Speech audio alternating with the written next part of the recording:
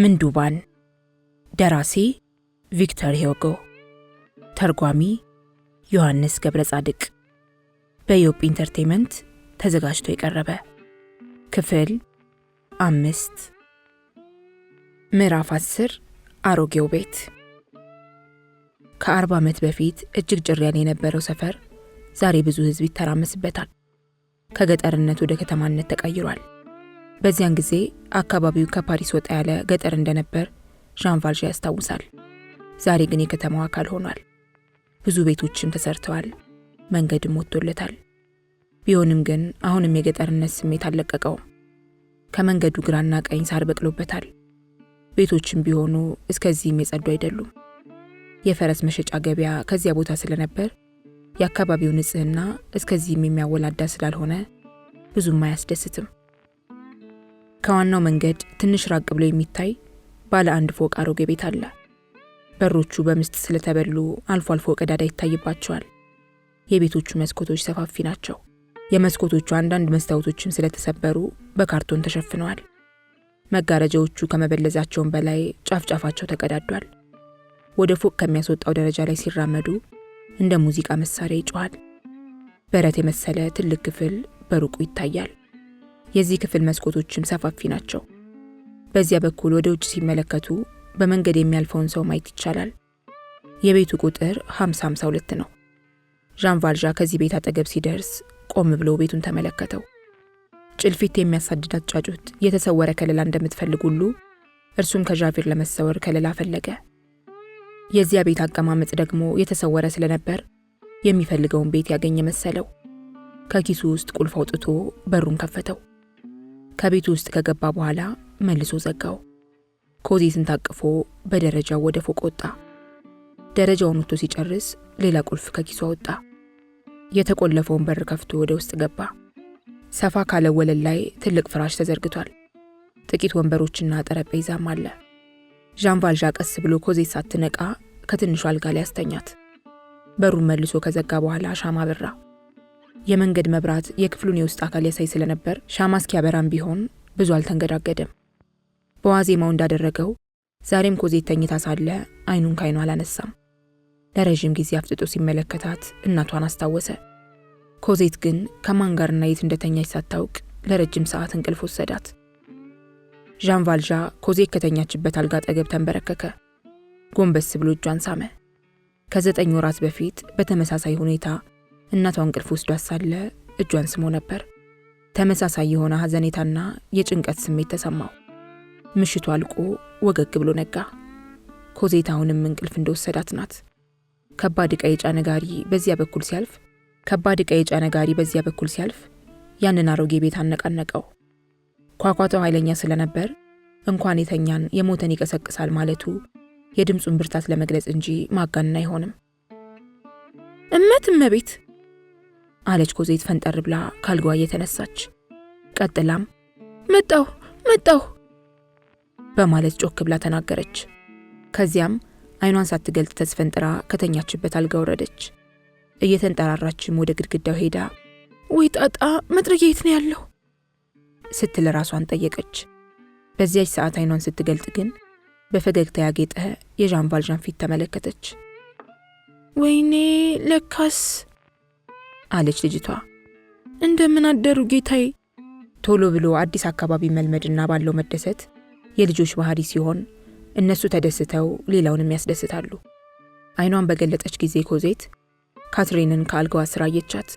ወዲያው ብድግ አድርጋ አቀፈቻት። ከአሻንጉሊቷ ጋር እየተጫወተች ዣን ቫልዣን የማዕት ጥያቄ ጠየቀችው። የት ነው ያለነው? ፓሪስ ትልቅ ከተማ ነው።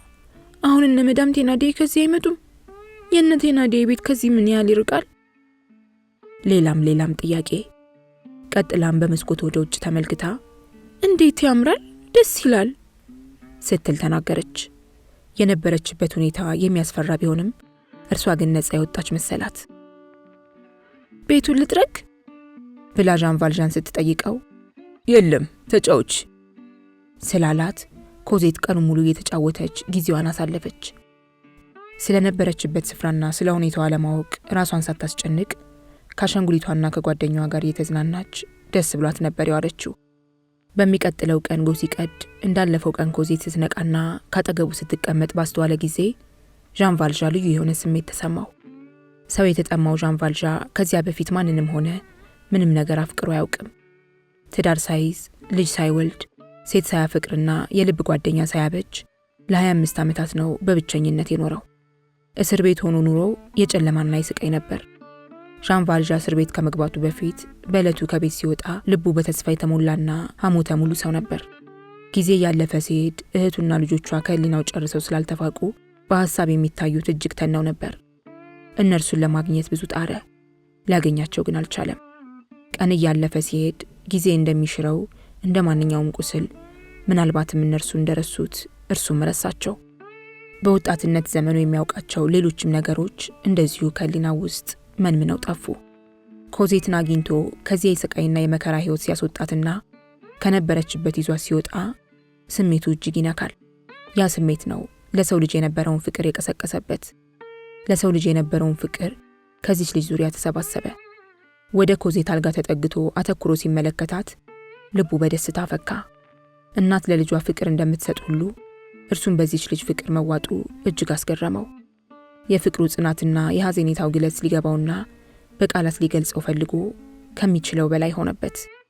እርሱ 55 ዓመቱ ሲሆን እርሷ 8 ዓመቷ ነው። ስለዚህ ፍቅሩ ግሪኮች አጋፔ ብለው የሚጠሩት ማለትም እናት ወይም አባት ለልጆቻቸው ያላቸው የፍቅር አይነት እንጂ ዘማዊ አልነበረም።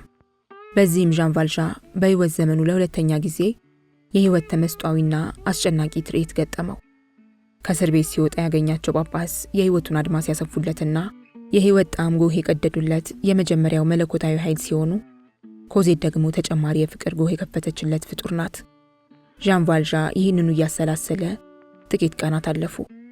አሳዛኟና ምስኪኗ ኮዜት ደግሞ ሳይታወቃት እየተለወጠች ሄደች። እናቷ ጥላት ስትሄድ ጨቅላ ሕፃን ነበረች።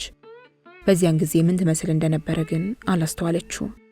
ልጆች ልክ እንደ ሐረግ ካገኙት ነገር ላይ እንደሚጠመጠሙ ሁሉ እርሷም ከሰዎች ላይ በፍቅር ለመጠምጠም ብትሞክርም ሰዎች የማፍቀር ዕድል አልሰጧትም። እነ ሚስተር ቴናዲዬ ልጆቻቸውና ሌሎችም ቢሆኑ ፍቅር አላሳዩአትም። ከነ ቴናዲዬ ቤት የነበረውን ውሻ ግን ተወደው ነበር። ሆኖም እርሷ ከዚያ ቤት ከመውጣቷ በፊት ውሻው ሞቷል። ውሻው ከሞተ በኋላ እንኳን ሰው ሌላም እንስሳ ቢሆን የቀረባት የለም። ስለዚህ ጥፋቷ የእርሷ ባይሆንም ለማንኛውም ፍጡር የፍቅር ስሜት በውስጡ አልነበረም። የሚወዳት ብታገኝ ግን ልትወድ ትችል ነበር። ሆኖም ያንን ደግ ሽማግሌ ገና ከመነሻው ነው የወደደችውና ያፈቀረችው። ፍቅሯን በየቀኑ እየዳበረና እየጎለበተ ሄደ። በዚህም ከዚያ በፊት የማታውቀው የፍቅር ስሜት አካሏ ውስጥ ሰርጾ ገብቶ ተለጠፈባት። ለእርሷ ደጉ ጓደኛ ምስኪን ሽማግሌ ብቻ ሳይሆን እንደ ተወዳጅ አባት የሚታይና ዣን ቫልዣ የሚባል እጅግ የተዋበና እጹብ ድንቅ የሆነ ፍጡር ነው።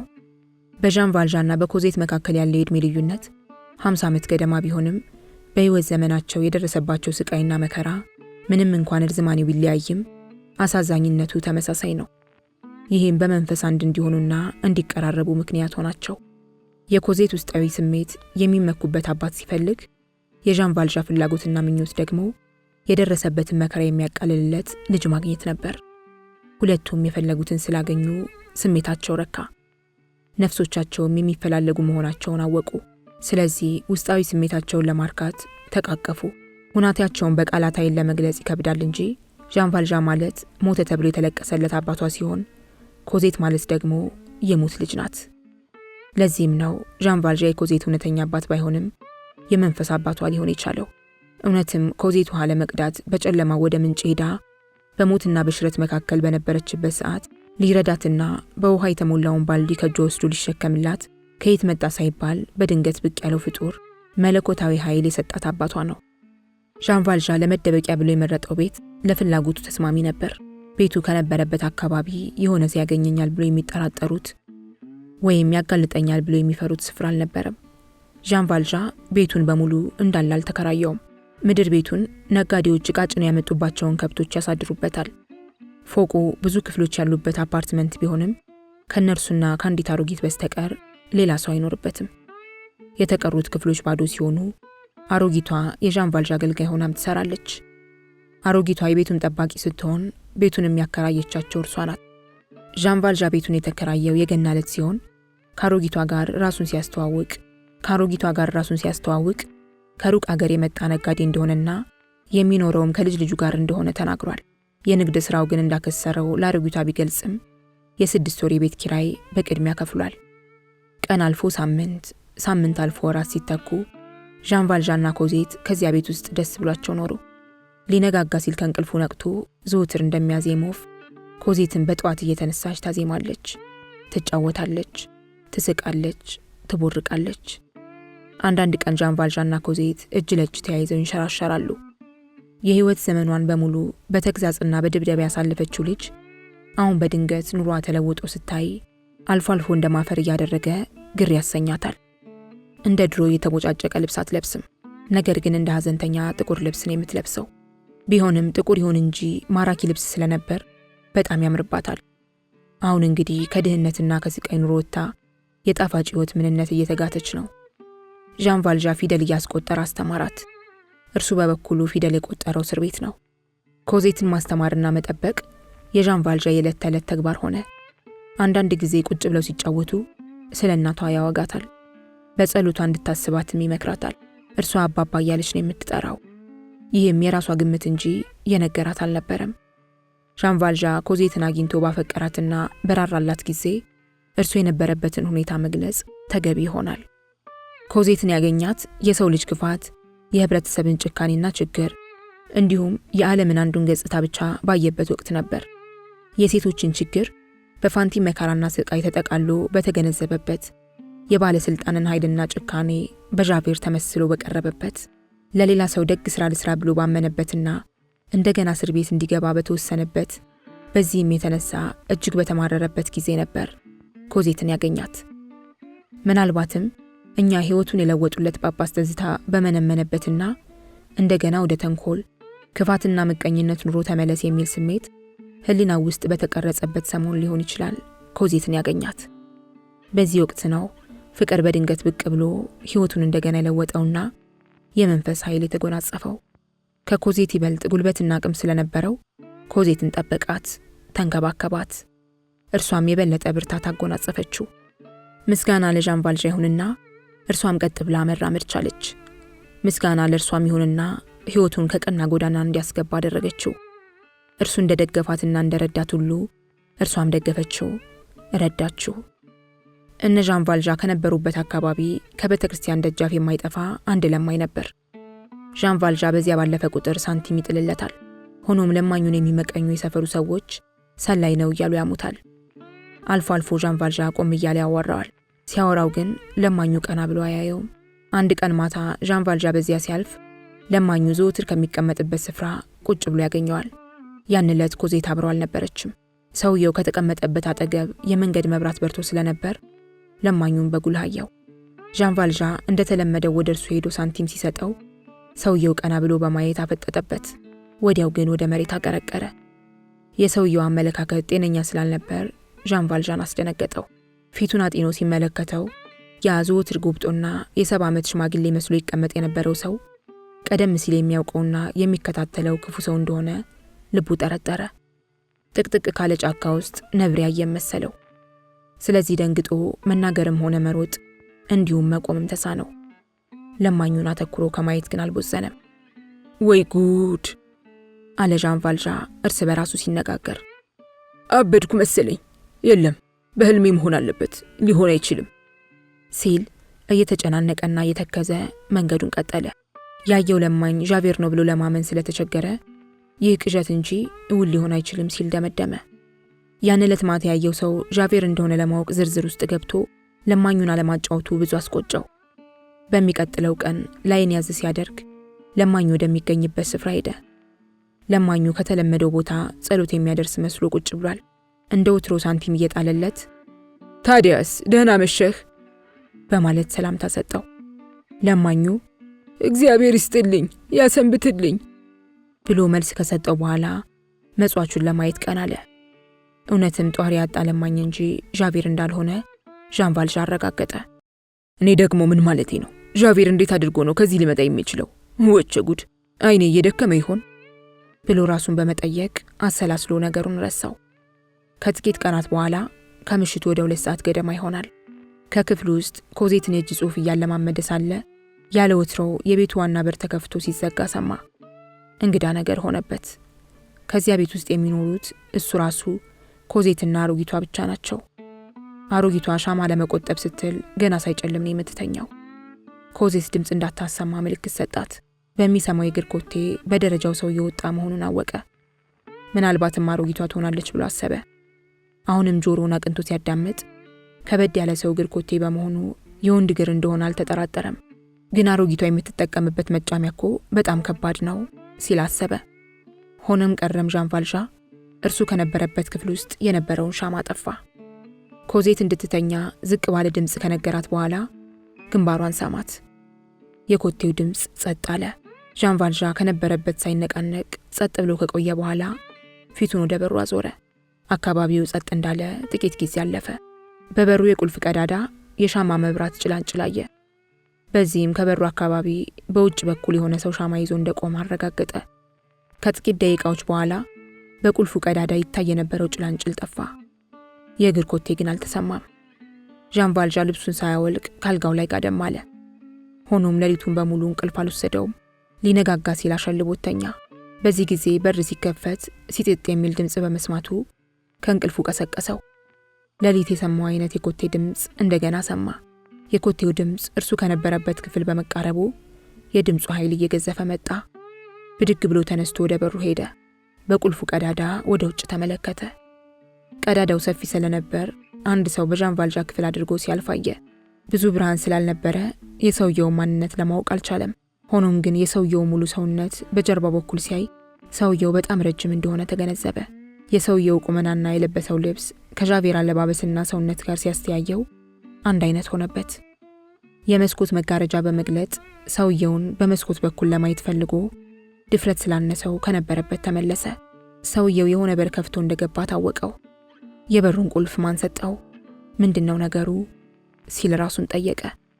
ከጠዋቱ 1 ሰዓት ሲሆን 100 ፍራንክ ከቦርሳው አውጥቶ ካጣጠፈው በኋላ ከሱሪው ውስጥ ጨመረው። እጁን ከኪሱ ሲያወጣ ሳንቲሞች ከኪሱ ሾልከው መሬት በመውደቃቸው አስደነገጡት። ወደ ምድር ቤት ወርዶ በድብቅ ወደ ውጭ ተመለሰ። አካባቢው ጭር ብሏል። በዚህ አካባቢ ሰው አይታይም። ነገር ግን በአካባቢው ብዙ ዛፎች ስለነበሩ ከዛፎች መካከል ማን እንደተደበቀ ለማየትም ሆነ ለመለየት አይቻልም። ወደ ክፍሉ ተመለሰ። ኮዜት ተነሽ ሲል አዘዛት። ያላቸውን ጥሪትና የልጅቷን እጅ ይዞ ከቤታቸው ወጥተው ሄዱ። ምዕራፍ 11 በጨለማ የሚሸፍት ድምፅ የለሽ ውሻ። ማምሻውን ዣን ቫልዣን ዋናውን መንገድ ትቶ መንደር ለመንደር መጓዝ ጀመረ። መንደር ውስጥ ወደ ተለየ አቅጣጫ የሚታጠፍ መንገድ ካጋጠመው ቀጥታውን ትቶ ይታጠፋል። ይህንን የሚያደረገው ምናልባት የሚከታተለው ሰው ካለ ዱካውን ለማጥፋት ነበር። በዕለቱ ጨረቃዋ ሙሉ ስለነበረች ዣን ቫልዣን ደስ አለው። የጨረቃዋ ብርሃን ሁሉንም ነገር ያሳይ ስለነበር አልፎ አልፎ ወደ ኋላ ሲመለከት ሰው እንዳልተከተለው አረጋገጠ። ከምሽቱ 5 ሰዓት ገደማ በ14ኛ ፖሊስ ጣቢያ በኩል አለፈ። ከጣቢያው ጥቂት ርቆ እንደሄደ ማጅራቱን ከበደው። ስለዚህ ፊቱን አዙሮ ወደ ኋላ ተመለከተ። የጣቢያው የውጭ መብራት ወለል ብሎ በርቶ ስለነበር 3 ሰዎች እንደሚከተሉት ተገነዘበ። ትንሽ ፈጠን ብለሽ ተራመጅ አላት ኮዜትን። ከዚህ አካባቢ በቶሎ ለመጥፋት ፈልጎ እርሱም ቶሎ ቶሎ ተራመደ። ጥቂት እንደተጓዙ ከአደባባይ ደረሱ። ጨረቃዋ ከፍ በማለቷ የአደባባዩ አካባቢ ወለል ብሎ ይታያል። እነዚያን የሚከተሉትን ሰዎች ማንነት ለማወቅ ዣን ቫልዣን ጨለምለም ካለ ስፍራ ከነበረ በር አጠገብ ቆም ብሎ ተሸጎጠ። ሰዎቹ በአደባባዩ በኩል ሲያልፉ ማንነታቸው ሊለይ እንደሚችል ገመተ።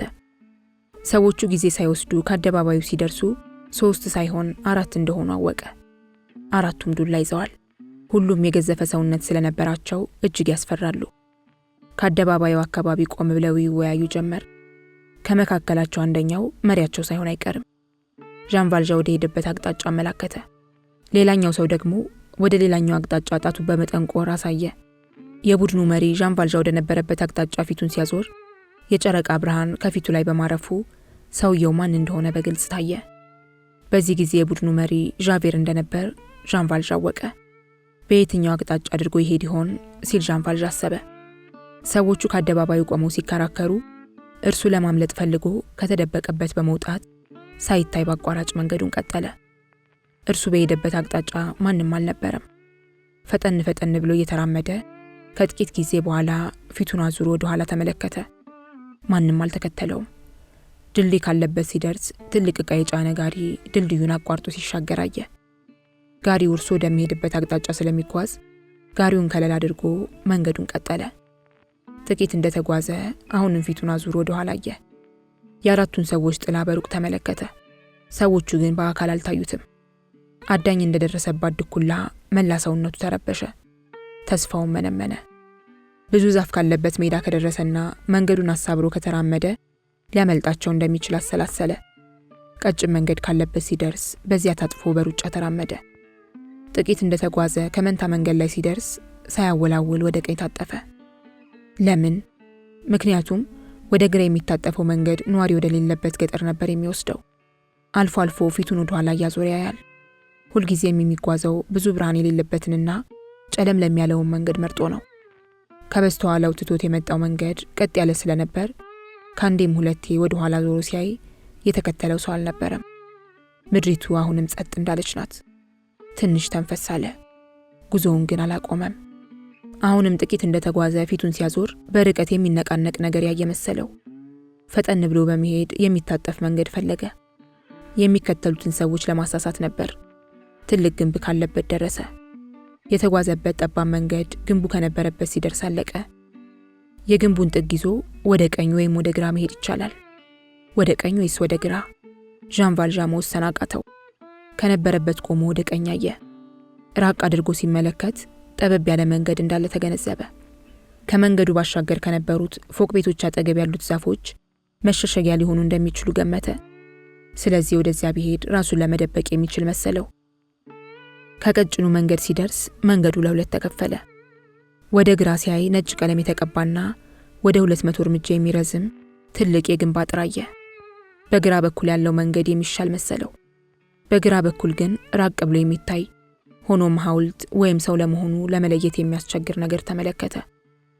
እርሱን ለመከታተል ትዕዛዝ ደርሶት የሚጠባበቅ ሰው ሊሆን ይችላል ብሎ ስለገመተ በጣም ደነገጠ። እየቀረበ ሲሄድ የሆነ ሰው መንገዱን ዘግቶ እንደሚጠብቀው አወቀ። ምን ይሻላል ሲል ራሱን ጠየቀ። ወደ ኋላ ለመመለስ ጊዜ አልነበረው። ቢመለስም ዣቬር ከነሰራዊቱ ደርሶ ሊይዘው እንደሚችል ጠረጠረ። እስከዛች ሰዓት ዣቬር ያልደረሰው መንገዱ ጠመዝማዛና የተከፋፈለ በመሆኑ ነው ሲል አሰላሰለ። ፖሊስ በመሆኑ የአካባቢውን መግቢያና መውጫ ዣቬር ሊያውቅ እንደሚችል አልተጠራጠረም። በየመታጠፊያው ሁሉ ሰው አስቀምጦ ሊሆን ይችላል ሲል ገመተ። ወደ ሰማይ የተበተነ አዋራ ወደ የአቅጣጫው እንደሚተን ሁሉ የዣን ቫልዣን ሐሳብ እንዲሁ ተበታተነ። ወደፊት መራመድ ማለት ቆሞ ከሚጠብቀው ሰው እጅ ውስጥ መውደቅ ሆነበት። ወደ ኋላ መመለስ ማለት ደግሞ ከዣቬር እጅ መግባት ነው። ስለዚህ ያለበትን ሁኔታ ቀስ ብሎ ከሚጠመጠም ሰንሰለት ውስጥ እንደ መግባት ያህል ቆጠረው። ተስፋ በመቁረጥ ወደ ሰማይ አንጋጠጠ። ጫጫታ በሩቁ ተሰማ። ዣን ቫልዣን አንዱን ቤት ተጠግቶ ለመደበቅ ፈለገ።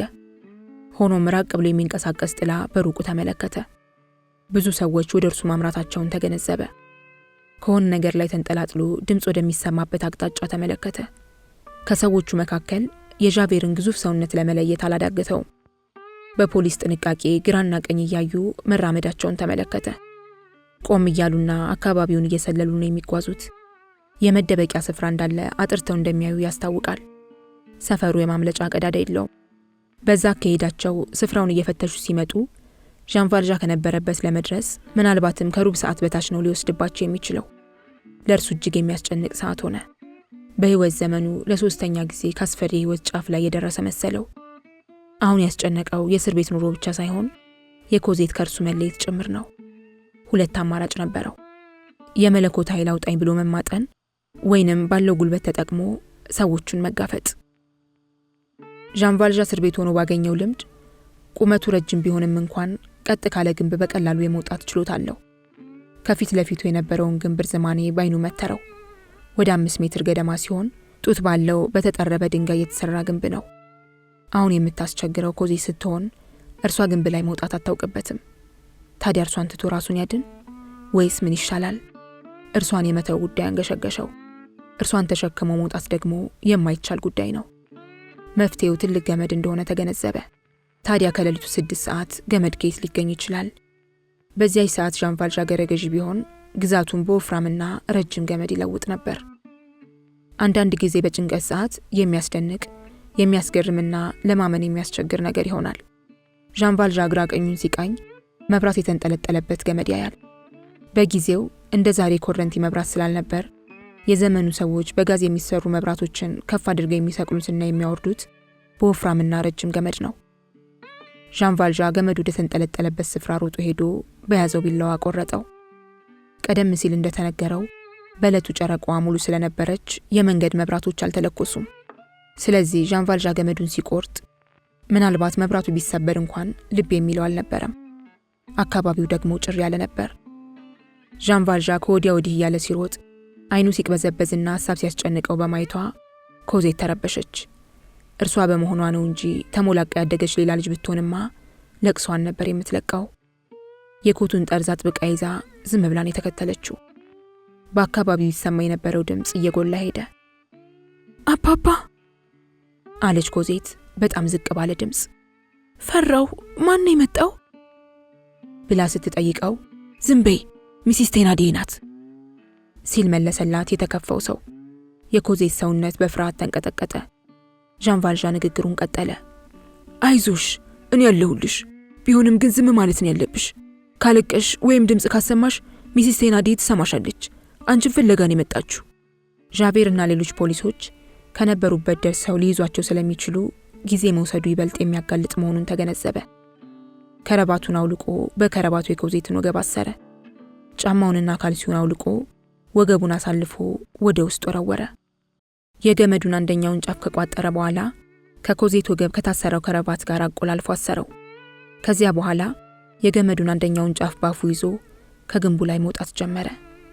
ኮዜት ከመሬት ላይ ሆና ዝም ብላ ታይዋለች። የሚሲስ ቴናዲዬ ስም በመጠቀሱ በጣም ደንግጣለች። ለመናገር ብትፈልግ እንኳን ለመናገር አቅሙም ሆነ ድፍረቱ የላትም። ዣን ቫልዣ ብዙ አልቆየም። ወዲያው ዝቅ ባለ ድምፅ ሲጠራ ሰማች።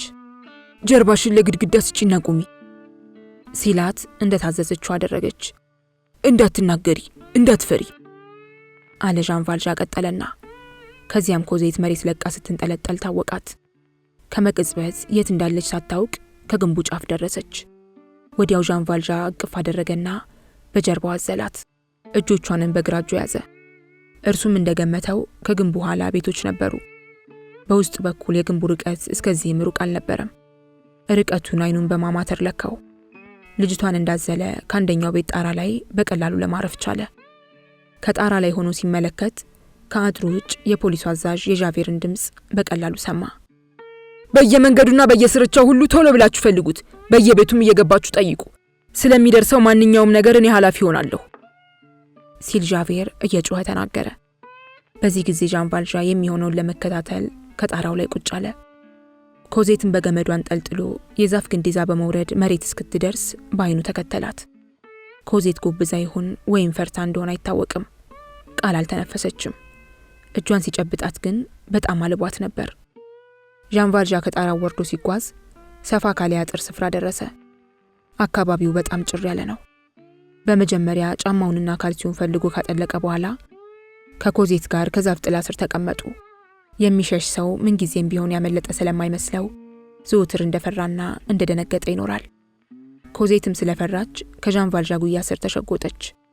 እነ ዣቬር ድምፃቸውን ከፍ አድርገው ሲጣሩ አሁንም ይሰማል። ከሩብ ሰዓት በኋላ ግን የሚሰማው ድምፅ እየደከመ ሄደ። ቢሆንም የዣን ቫልዣ ልብ አሁንም አልተረጋጋም። ኮዜት ዝምታዋን ቀጠለች። ከነበሩበት አካባቢ ከዚህ መጣ የማይባል ድምፅ ተሰማ። የደናግል ዝማሪ ሲሆን ደናግል ተሰባስበው የሚዘምሩት ከአትክልቱ ውስጥ ነበር። ድምፁ ጥርት ብሎ ነው የሚሰማው። ዣን ቫልዣ ድምፁን ሲሰማ የድምፁን አቅጣጫ ፍለጋ ፊቱን አዞረ። ፊቱን ሲያዞር ከአትክልቱ ውስጥ ሰው መኖሩን አየ። የሆነ ሰው ጎንበስ ቀና ይላል። ሰውየው ስራ ይዞ መሆን አለበት ሲል ገመተ። ዕቃ ከአንድ ስፍራ አንስቶ ወደ ሌላ ቦታ እንደሚወስድ ሰው ጎንበስ ሲልና ቀጥሎም ቀና ብሎ ጥቂት ይራመዳል። ተመልሶ መጥቶ ጎንበስ ሲልና ቀና ብሎ ይሄዳል። ዣን ቫልዣ ደነገጠ። ዣቬርና ተከታዮቹ ከዚህም ስፍራ ጠባቂ ያስቀመጡ መሰለው። ይህ ሰው የእነርሱ አባል ከሆነ ሌባ ሌባ እያለ በመጮህ ቢያስይዘኝስ ሲል አሰበ። የተኛችዋን ኮዜት ቀስ ብሎ አንስቶ ግቢው ውስጥ ከነበረ አግዳሚ መቀመጫ ላይ ሲያሳርፋት ኮዜት አልነቃችም። እርሱ ከኮዜት አጠገብ ተቀምጦ የሰውየውን እንቅስቃሴ ተከታተለ። የሚያቃጭል ድምፅ ሰማ። ሰውየው አንድ ነገር ለማንሳት ጎንበስ ቀና ሲልና ቃጭሉ ሲቃጭል እኩል ስለመጣ ዣን ቫልዣን ይህ አጋጣሚ ይቀጥል እንደሆነ ጠበቀ። አሁንም የቃጭሉ ድምፅ ከሰውየው እንቅስቃሴ ጋር እኩል መጣ። ሰውየው ሲንቀሳቀስ የቃጭሉ ድምፅ ይሰማል፣ ሲቆም ድምፁም ይቆማል። ሰውየው ስፍራውን ጨርሶ ሲያርፍ ደውሉም ጸጥ ይላል። የደውሉ ገመድ ከሰውየው ወገብ ላይ ታስሮ ይሆን ብሎ እያሰላሰለ የኮዜትን እጅ አሻሸ። ምን ይሻላል በማለት ራሱን ከጠየቀ በኋላ ኮዜት ሲል በዝቅተኛና በለሰለሰ ድምፅ ጠራት። እርሷ ግን አይኗንም አልገለጠች። ቀስ ብሎ ወገቧን ይዞ ነቅነቅ አደረጋት። አሁንም ከእንቅልፏ አልነቃለች። ይህች ልጅ ነፍሷ ከስጋዋ ተለየ እንዴ ካለ በኋላ በድንጋጤ ከተቀመጠበት ብድግ ብሎ ተነሳ። ኮዜት አልጋ ላይ እንደተኛ ሰው እግሮቿን ዘርግታን የተኛችው። ትንፋሿን አዳመጠ። ትተነፍሳለች። የዣን ቫልዣን ነፍስ መለሳለች። ብርዱ ሊጎዳት እንደሚችል ስለተገነዘበ ምን ላልብሳት፣ በምን ላሙቃት፣ በብርድ ልትሞት እኮ ነው ሲል አሰላሰለ። ከነበረበት ስፍራ ጥቂት ተራምዶ ብርድ ልብስ ያገኝ መስል አይኑ ተቅበዘበዘ። ኮዜት በቶሎ ከቤት ውስጥ ገብታ ቢቻል እሳት መሞቅ እንዳለባት አስተዋለ። ሲንቀሳቀስ ወዳየው ሰው እየሄደ ከሰድርያው ኪስ ውስጥ ጠቅልሎ ያስቀምጠውን ገንዘብ አወጣ። ሰውየው አጎንብሶ ይሰራ ስለነበር ሰው ወደ እርሱ መምጣቱን አላስተዋለም። ዣን ቫልዣን ሰውየው ከነበረበት ደረሰ። ወደ ሰውየው ተጠግቶ 100 ፍራንክ ሲል ተናገረ። ይህን ጊዜ ሰውየው ደንግጦ ቀና ብሎ ሲያየው ካሳደርከኝ 100 ፍራንክ ሰጥሃለሁ አለ ዣን ቫልዣን። በዚያች ቅጽበት ከዣን ቫልዣን ፊት ላይ የጨረቃ ብርሃን በማረፉ ስላወቀው እንዴ አባታችን ማንደላይን ከዚህ ምን ትሰራለህ ሲል ጠየቀው። በዚያ ጨለማ፣ በዚያ ባልታወቀ ቦታ፣ በዚያ በማይታወቅ ሰው ስሙ ሲጠራ ዣን ቫልዣን ግራ በመጋባት ወደ ኋላ ሸሸት አለ። ሰውየው ያጠለቀውን ቆብ በማውለቅና አጎንብሶ እጅ በመንሳት ሰላምታ ሰጠው። ቁጭ በል ቤት ለእንግዳ። ለመሆኑ አባታችን ከዚህ እንዴት ብለህ ልትመጣ ቻልክ? ደግሞስ ከዚህ ግቢ ውስጥ እንዴት ብለህ ገባህ? ከሰማይ ነው የወረድከው ወይስ ከምድር ነው የፈለግከው ሲል ሰውየው በጥያቄ ሲያጣድፈው ማን ነው እርሱ? ቤቱስ የማን ነው ሲል ዣን ቫልዣን በተራው ጠየቃቸው። ሰውየው በጣም ነው ደስ ያለኝ አሉ ሽማግሌው። አንተ እኮ ነህ ከዚህ ያስቀጠርከኝ። አንተ ነህ ደግሞ ይህንን ቤት ያሰጠኸኝ። እንዴት ይሆናል? ሚሴ ማንዴላይን አታስታውሰኝም? ይቅርታ አላስታውስኩም አለ ዣን ቫልዣን ግራ በመጋባት። የት ነው የምንተዋወቀው ብሎ ሲጠይቃቸው ሕይወቴን ያዳንከው አንተ እኮ ነህ ሲሉ መለሱለት። ዣን ቫልዣን አሁን አስታወሳቸው። የሽማግሌውን ፊት አስተውሎ ተመለከተ። እኛ የጭነት ጋሪ ተጭኗቸው ሊሞቱ ሲሉ ከጋሪው እግር ፈልቅቆ ያወጣቸው ሰው መሆናቸውን አስታወሰ። ለካስ እርሶ ኖት አለ ዣን ቫልዣን። አሁን አስታወስኩ። ሚስተር ፎሽ ለማኖት አይደል ሲላቸው ጥሩ አጋጣሚ ነው አሉ ሽማግሌው። እርሶስ ከዚህ ምን ይሰራሉ ብሎ ዣን ቫልዣን ሲጠይቃቸው ከዚህማ ስራ እየሰራው ነው፣ አንተስ ምን ትሰራለህ ሲሉ ጠየቁት። ዣን ቫልዣን በቀድሞ ስሙ እየጠራ የሚያናግረውና የሚያውቀው ሰው በማግኘቱ ተዝናና። የእንግዳ አይነ ደረቅ እንደ መጠየቅ ጥያቄ ያበዛል። ጉልበቶ ላይ ያሰሩት ደውል ምንድነው ብሎ ሲጠይቃቸው እሱማ አሉ ሽማግሌው የኔን መምጣት አውቀው ከኔ እንዲርቁና እንዲሸሹ ድምጽ የማሰማበት መሳሪያ ነው አሉ። ከኔ እንዲርቁና እንዲሸሹ ሲላቸው ሽማግሌው አዎንታቸውን ለመግለጽ ግንባራቸውን ወደ ላይ ሳብ አደረጉ። ከዚህ ግቢ ውስጥ ያለው ሰው ከኔ በስተቀር ሁሉም ሴት ነው። ወጣት ልጃገረዶች በብዛት አሉ። ከኔ ጋር መገናኘቱ አደገኛ አድርገው ያዩታል መሰለኝ። እኔ ስደርስ ይሸሻሉ። ደወሉ እኔ ለመምጣቴ ወይም በዚህ አካባቢ ለመሆኔ ማስጠንቀቂያ ነው አሉት።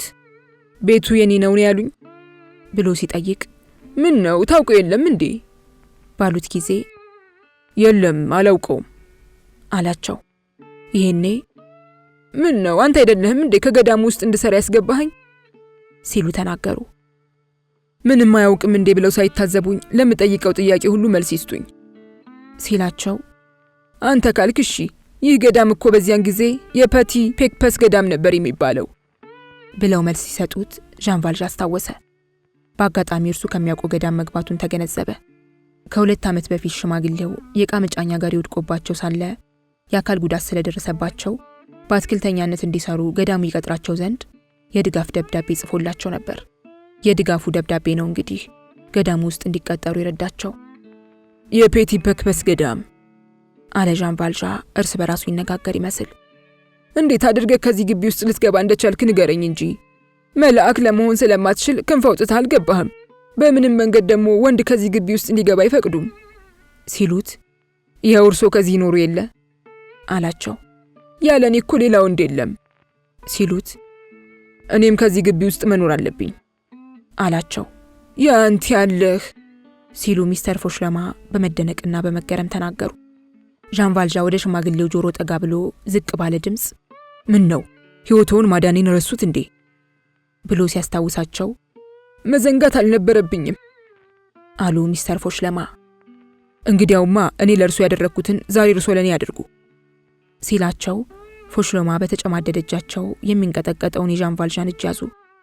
ለጥቂት ሰኮንዶች እጁን እንደያዙ ቆዩ።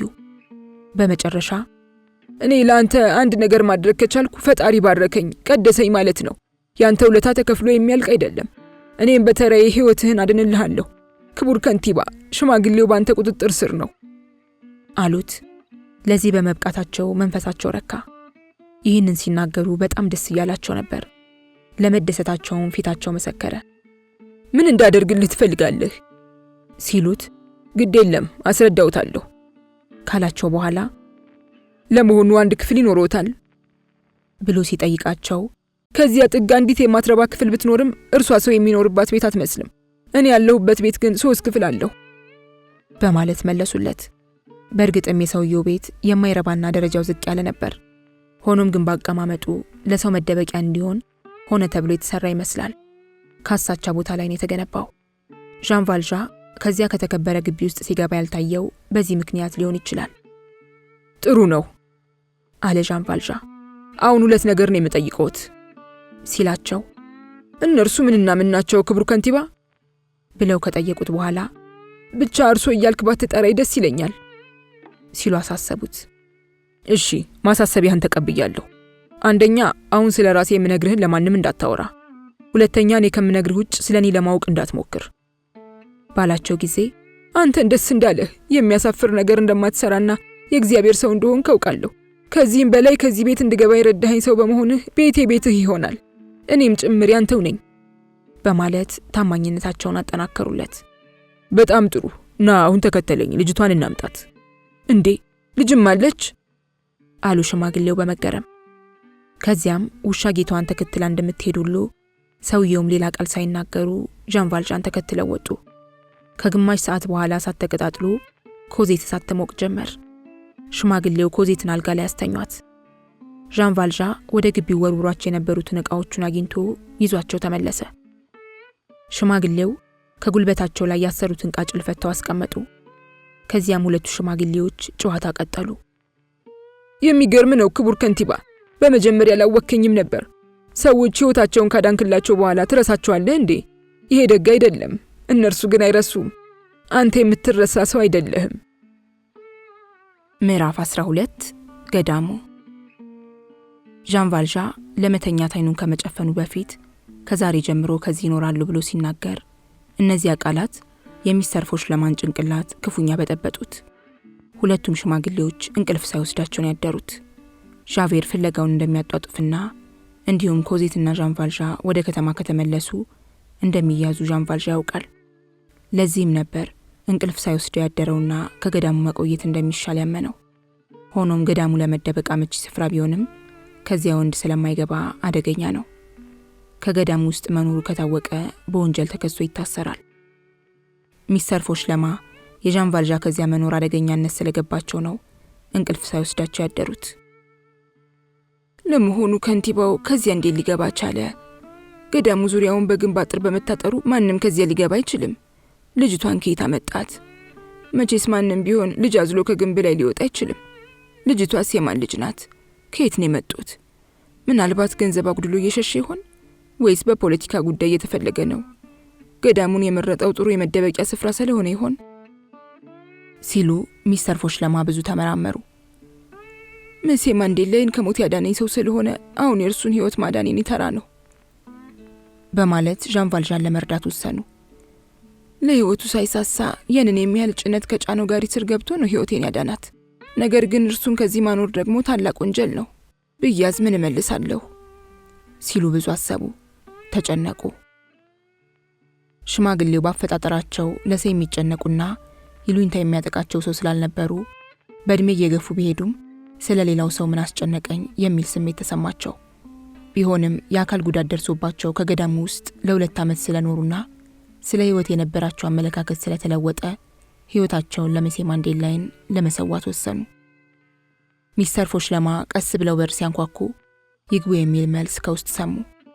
የሄዱት ከገዳሙ ኃላፊዎች ቢሮ ነበር። ከቢሮ ውስጥ እንደገቡ ለጥ ብለው እጅ ነሱ። እርስዎ ኖት እንዴ አባታችን? ሲሏቸውም በድጋሚ ለጥ ብለው እጅ ነሱ። እኔ ነኝ ያስጠራሁት ሲሏቸው በጥሪው መሰረት መጥቻለሁ የሚል መልስ ሰጡ። ሽማግሌው ስለምን ጉዳይ ነበር እኔን ለማነጋገር የፈለጉት ተብለው ሲጠየቁ ጉዳይ ነበረኝ የሚል መልስ ሰጡ። ይሄኔ የምን ጉዳይ አሉ ሴሯ። ሚስተር ፎሽለማ ገዳም ውስጥ ለ2 ዓመት ሲኖሩ የከተማው ሰው የሚያወራውን ሁሉ ይሰማሉ። ነገር ግን የሰሙትን ወሬ የመደበቅ ችሎታ ነበራቸው። ቢሆንም የገዳሙ ነዋሪ እንደ ቂል ነበር የሚያያቸው። ሴሮች ግን በጣም ያከብሯቸዋል። ከሴሮች ኃላፊ ጋር በተገናኙ ጊዜ ስለ ስራቸው ስፋት ብዙ አወሩ። ቀኑ አልበቃ ብሏቸው ሌሊቱን ጭምር በጨረቃ ብርሃን እየታገዙ እንደሚሰሩም ለኃላፊዋ ካስረዱ በኋላ አንድ ወንድም እንዳላቸውና እርሱም ከእርሳቸው በእድሜ ይነስ እንጂ ልጅ አለመሆኑን ገለጹ። ወንድማቸው ከእርሳቸው ጋር እንዲኖር ቢፈቀድላቸው ሊረዳቸው እንደሚችል ሲናገሩ የኃላፊዋ ሰውነት ተሸማቀቀ። ሽማግሌው ንግግራቸውን በመቀጠል ወንድማቸው ጎበዝ አትክልተኛ በመሆኑና እርሱ ካረዳቸው በእድሜ ምክንያት ስራው እንደሚከብዳቸው ምናልባትም ስራውን ለመልቀቅ እንደሚገደዱ ተናገሩ። በተጨማሪም ወንድማቸው ሴት ልጅ እንዳለውና ከእርሳቸው ጋር እንዲኖር ከተፈቀደ ልጅቷ በሃይማኖት ተኮትኩታ ልታድግ እንደምትችል አስረዱ። አንድ ቀን ምናልባት ይቺ ልጅ መልኩሳ ቤተ ክርስቲያንን ልታገለግል እንደምትችልም ተናገሩ። ሽማግሌው ንግግራቸውን ሲያቆሙ ኃላፊዋ ሴር የሆነ ስራ እንዲሰሩ አዘዟቸው። እስከ ነገ ማታ አንድ ወፍራም ብረት ሊገዙልኝ ይችላሉ ብለው ኃላፊዋ ሴር ሲጠይቋቸው እርሳቸውም ለምን አይነት ስራ የሚሆን በማለት ጥያቄ ያቀረቡ። ለአንድ ለሆነ ስራ ነው የምፈልገው ሲሏቸው ምን ገዶኝ እችላለሁ እንጂ ሲሉ መለሱ ሽማግሌው። ኃላፊዋ ሴር ይህንን ተናግረው ከክፍሉ ወጥተው ሄዱ። ሚስተር ፎሽለማ ከሴሯ ቢሮ ብቻቸውን ቀሩ። በመካከሉ 1 ሩብ ሰዓት ያህል አለፈ። ኃላፊዋ ሴር ተመልሰው ከመቀመጫቸው ቁጭ አሉ። ሽማግሌውና የሴሮች ኃላፊ ሐሳብ ስለገባቸውና ሁለቱም ስለፈዘዙ በመካከላቸው ጸጥታ ሰፈነ።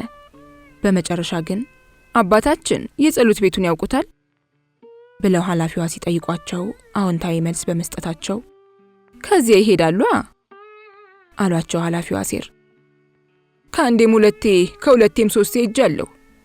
ከዚያ የሚፈነቀል ትልቅ ድንጋይ አለ ሲሏቸው ከባድ ነው በማለት ሽማግሌው ሲጠይቁ የሚፈነቀለው ድንጋይ ያለው ከቤተ መቅደሱ አጠገብ ነው። ሌላም ተቆፍሮ የሚፈነቀል ድንጋይ ብዙ ከሆነ ስራውን አንድ ሰው ብቻ አይችለውም። ቢያንስ አንድ ሌላ ወንድ ያስፈልጋል ሲሏቸው ከመነኮሳቱ መካከል 4ቱ ይረዱታል ሲሉ ሴሯ መለሱላቸው። ይኸው ነው ስራው ብለው ሲጠይቋቸው ለመሆኑ ዛሬ ጠዋት አንዲት ሴር እንደሞቱ ያውቃሉ ሲሉ ጠየቋቸው። ሽማግሌውም የለም አላወኩም ሲሉ መለሱ። ለሙታን የሚደረገውን ሁሉ ማድረግ ይኖርብናል። ሟቿ ሴር ቆሞ ይጸልዩበት ከነበረው መሬት ስር አጽማቸው ያለ ሳጥን ማረፍ አለበት። ይህ ነፍሳቸው ከስጋቸው ከመለየቱ አስቀድሞ የጠየቁት ጥያቄ ነው። መጠየቅ ሳይሆን ያዘዙት ነገር ስለሆነ መፈጸም ይኖርበታል። ከጸሎት ቤቱ አጠገብ ሰው መቅበር የተከለከለ መሆኑን ያውቅ የለ በማለት ሽማግሌው ሲጠይቁ ወንዶች ናቸው የከለከሉት፣ እግዚአብሔር ግን ይፈቅዳል አሉ ኃላፊዋ። ወሬው ቢሰማስ ብለው ሲጠይቋቸውም በእርሶ ላይ እምነት አለኝ የሚል ያልጠበቁት መልስ ሰጧቸው። ግን ማሆይ የጤና ጥበቃ ተወካይ ብለው ሲጀምሩ የሃይማኖት መሪዎች ስለ ቀብር ስነ ስርዓት የደነገጉት ህግ አለ በሚል ጣልቃ ገቡባቸው። ሆኖም የፖሊስ አዛዥ ብለው ሲናገሩም የጥንት ነገስታት ፈቅደዋል አሏቸው። አስተዳዳሪው በማለትም ሊያስጠነቅቋቸው ሲሞክሩ በእግዚአብሔር ፊት እርሱም ከቁጥር አይገባም ሲሉ መለሱላቸው። አሁንማ ሆይ ብለው ሲጀምሩም እምነት እንጣልብዎ ብለው ጠየቋቸው። በዚህ ጊዜ ሽማግሌው እታዘዛለሁ የሚል መልስ ሰጡ። በዚሁ ይለቅ በማለት ኃላፊዋ ጉዳዩን ሲቋጩት እማሆይ ለስራው 2 ሜትር የሚሆን ወፍራም ብረት ያስፈልገኛል ብለው ሲናገሩ የት ታገኛለህ በማለት ጠየቋቸው። እዚሁ ግቢያችን ውስጥ ዕቃ ከምናስቀምጥበት ስፍራ የተፈለገው ብረት ያለ ይመስለኛል። አሁን ስላሉት ጉዳይ በሰዓቱ እገኛለሁ። ይኸው ነው አይደለም እማሆይ በማለት ሲጠይቋቸው የለም ሌላ ነገር አለ አሏቸው። ምን አለ ብለው ሲጠይቁም የተገዛው የሬሳ ሳጥን ጉዳይ አሉ። ሁለቱም ሐሳብ ሳይሰነዝሩ ለተወሰኑ ሰኮንዶች ተፋጠው ቆዩ። በኋላ ግን የሬሳ ሳጥኑን ምን እናደርገዋለን ሲሉ ኃላፊዋ አሴር ጠየቁ። ይቀበራላ ባሉ ጊዜ ሽማግሌው ባዶውን በማለት ሴሯ ጠየቁ። እኔ በአፈር ሞላዋለሁ። አፈር ስሞላበት አስክሬን ያለበት ይመስላል። ልክ ኖት። ሰው ቢሆንም እኮ ከአፈር ነው የተሰራው። ስለዚህ ባዶውን ሳጥን እርሱ ያዘጋጃሉ ሲሏቸውም በሚገባ ብለው መልስ ሰጥተው ለመውጣት ወደ በሩ አመሩ። በመልእክት አቀባበሉ ደስ ነው ያለኝ። ወንድሞን ነገ ከኔ ዘንድ ይዘውት ይምጡ፣ ልጁንም ይዞ ይምጣ። በሚቀጥለው ቀን ወደ ማታ ዣን ቫልዣ ኮዜትን ይዞ ወደ ኃላፊዋ ቢሮ ሄደ። ሴሯ ዣን ቫልዣን ከግር ጥፍሩ እስከ ራስ ጸጉሯ ጤኑት። ኮዜትንም እንደዚሁ ባጽኖት ሲያዩት ይህ ቤት ሳይስማማት አይቀርም ሲሉ ተናገሩ። ኃላፊዋ አብረዋቸው ከነበሩት ሌሎች 2 ሴሮች ጋር ጥቂት ተወያዩ። ከዛም ኃላፊዋ ሴር ሚስተር ፎሽለማን እያዩ አባታችን ጉልበት ላይ የሚታሰር ሌላ ቃጭል ይሰጡታል። ካሁን ጀምሮ 2 ወንዶች ስለምትሆኑ 2 ቃጭል ነው የሚያስፈልጋችሁ አሉ። በሚቀጥሉት ቀኖች የ2 ቃጭል ድምጽ ከአትክልት ውስጥ ተሰማ። ሴሮች በዛ ባለፉ ቁጥርም 2 አትክልተኞች ጎን ለጎን ሆነው አበቦችን ሲኮተኮቱ ተመለከቱ። በሆነ ቀን በጠዋቱ ብዛት ያላቸው ሴሮች በአትክልቱ መሃል አድርገው ሲያልፉ 2 አትክልተኞች ድምጽ ሳያሰሙ ስራቸውን ይሰራሉ። ሆኖም ግን ከአባታችን ጋር አብሮ የሚኮተኩተው ረዳት አትክልተኛ ነው፣ የአባታችን የሚስተር ፎሽለማ ወንድም ነው በማለት ጮክ ብለው ስለተናገሩ ጸጥታው ደፈረሰ። አዲሱ የዣን ቫልዣ ስም አልቲመስ ፎሽለማ ተባለ። ኃላፊዋ ሰር እንደተነበዩት ግቢው ለኮዜት ተስማሚ ሆነ። በአጭር ጊዜ ውስጥ ብዙ ጓደኞችም አፈራች። አንደኛይቱ ጓደኛዋ ኃላፊዋ ሴር ነበሩ። የነጻ ትምህርት እድል አግኝታ ትምህርቷን በሚገባ ተከታተለች። ኮዜት ገዳሙ ውስጥ ከሴቶች ትምህርት ቤት ገብታ ዩኒፎርም ለበሰች። ከነ ሚስተር ቴናዴ ቤት ስትወጣ የለበሰችውን ጥቁር ልብስ ዣን ቫልዣ ጥሩ አድርጎ ካጣጠፈላት በኋላ ኮዜት ሳጥን ውስጥ አስቀመጠችው። ኮዜት ትምህርቷን፣ ዣን ቫልዣ የአትክልት ስራውን አቀላጥፈው ቀጠሉ። ዣን ቫልዣ ስራውን በትጋት ስለሰራም ግቢው ውስጥ ለውጥ ታየ። ኮዜት በየቀኑ እየመጣች ለ1 ሰዓት ያህል ከእርሱ ጋር እንድትጫወት ተፈቀደላት። ሴሮች ብዙውን ጊዜ ዝም ስለሚሏትና ዣን ቫልዣ ዘንድ በመጣች ቁጥር ስለሚያስቃት ከሴሮች ጋር በማነጻጸር እርሱን እንደ አምላክ ታመልከዋለች። 2 ወንዶች የሚኖርበት ቤት እርሷ ስትመጣ በጣም ይደምቃል። ተማሪዎች በረፍት ሰዓት ወጥተው ሲጫወቱ ዣን ቫልዣ ዘወትር ከሩቅ ሆኖ ያያታል። የሳቋ ቅላጼ የተለየ ስለነበር ድምጿ ከሩቅ ይሰማል። ኮዜትም ያ ሁሉ ዝምታ ጠፍቶ አሁን ሳቂታ ልጅ ሆናለች። ከጊዜ በኋላም ኮዜት እጅግ በጣም እየተለወጠች ሄደች። ያንን እንደ ኮሶ መራራና አስጠሊታ የነበረውን ፊቷን በፈገግታ ማስዋብ ከጀመረች ቆየች። ሳቅ ብርሃን ስለሆነ ጨፍግጓት ትውል የነበረችው ልጅ ዛሬ በእጅጉ ተለውጣ ዘወትር ፊቷ ላይ የብርሃን ፍንጣቂ መታየት ጀመረ። የረፍት ሰዓት አልቆ ወደ ክፍሏ ስትመለስ ዣን ቫልዣ ከነበረችበት ክፍል መስኮት አጠገብ ሆኖ ይመለከታታል። ከዚያም ክፍሏ ውስጥ እንዴት ሆና እንደተቀመጠች ያሰላስላል። ከገዳሙ ቅጥር ግቢ ውስጥ በአጋጣሚ ቢገባም ለዣን ቫልዣ 2ኛው እስር ቤት ነበር። ቀደም ሲል የታሰረበት እስር ቤትና ገዳሙ በአንዳንድ ነገሮች ይመሳሰላሉ። ነገር ግን የመጀመሪያው እጅግ የመረረ ሲሆን የሁለተኛው እንደ መጀመሪያ የከፋ አልነበረም። ሆኖም ሁለቱም በከባድ አጥር የተከለሉና በራቸው በብረት መቀርቀሪያ የሚቀረቀር ነበር። አንዱ በወታደር አጥር ሲከበብ፣ ሌላው በብርሃን መቅረዝ የተሞላ ነው። የመጀመሪያው ቅጣት የሚቀበሉበት ስፍራ ሲሆን ሌላው በጸሎት የሚማቅቁበትና ደግነት፣ ትህትናና ሩህሩህነት የሚታሰብበት ነው። ከመጀመሪያው ይበልጥ ሁለተኛው ዝምታ ይበዛበታል። ዣን ቫልዣን ሁለቱን ባነጻጸረ ቁጥር ቅስሙ በይበልጥ እየተሰበረና የመኖር ፍላጎቱን በይበልጥ እየደከመ ይሄድበታል። ያለፈው ህይወቱን ወደ ኋላ እያየ ለራሱ ያዝናል። አንዳንዱ ገጠመኝ እስከ ማልቀስም ያደርሰዋል። ከእስር ቤት ሲወጣ ያገኛቸው ጳጳስ በደግነታቸው፣ ኮዜት በፍቅሯ፣ ገዳሙ ደግሞ በተገራ ኃይል ምክንያትነት የቀረጹበትን ውስጣዊ ስሜቱን እያመቀ ከገዳሙ ውስጥ ለ6 ወራት ተቀመጠ። የአትክልቱ ቦታ ጸጥታ፣ የአበቦች መዓዛ፣ የልጆች ጫጫታ፣ የደናግሉ ዝማሬና ትህትና ለእርሱ ሳይታወቀው ቀስ እያሉ ህይወቱን ለወጡበት። ልቡ በብቸኝነትና በዝምታ ኑሮ ስለተዋጠ ከመንፈሳዊ ህይወት በስተቀር ሌላ የሚያስበው ነገር ጠፍቶበት እየኖረ ዘመናት አለፉ። ኮዜትም እያደገች ሄዳ ከኮረዳ ዕድሜ ደረሰች። ምዕራፍ 13 ጋርቩለስ። ዣን ቫልዣንና ኮዜት ከገዳሙ ውስጥ ከገቡ ከ8 ወይም ከ9 ዓመታት በኋላ አንድ ያልተጠበቀ ነገር ይሆናል።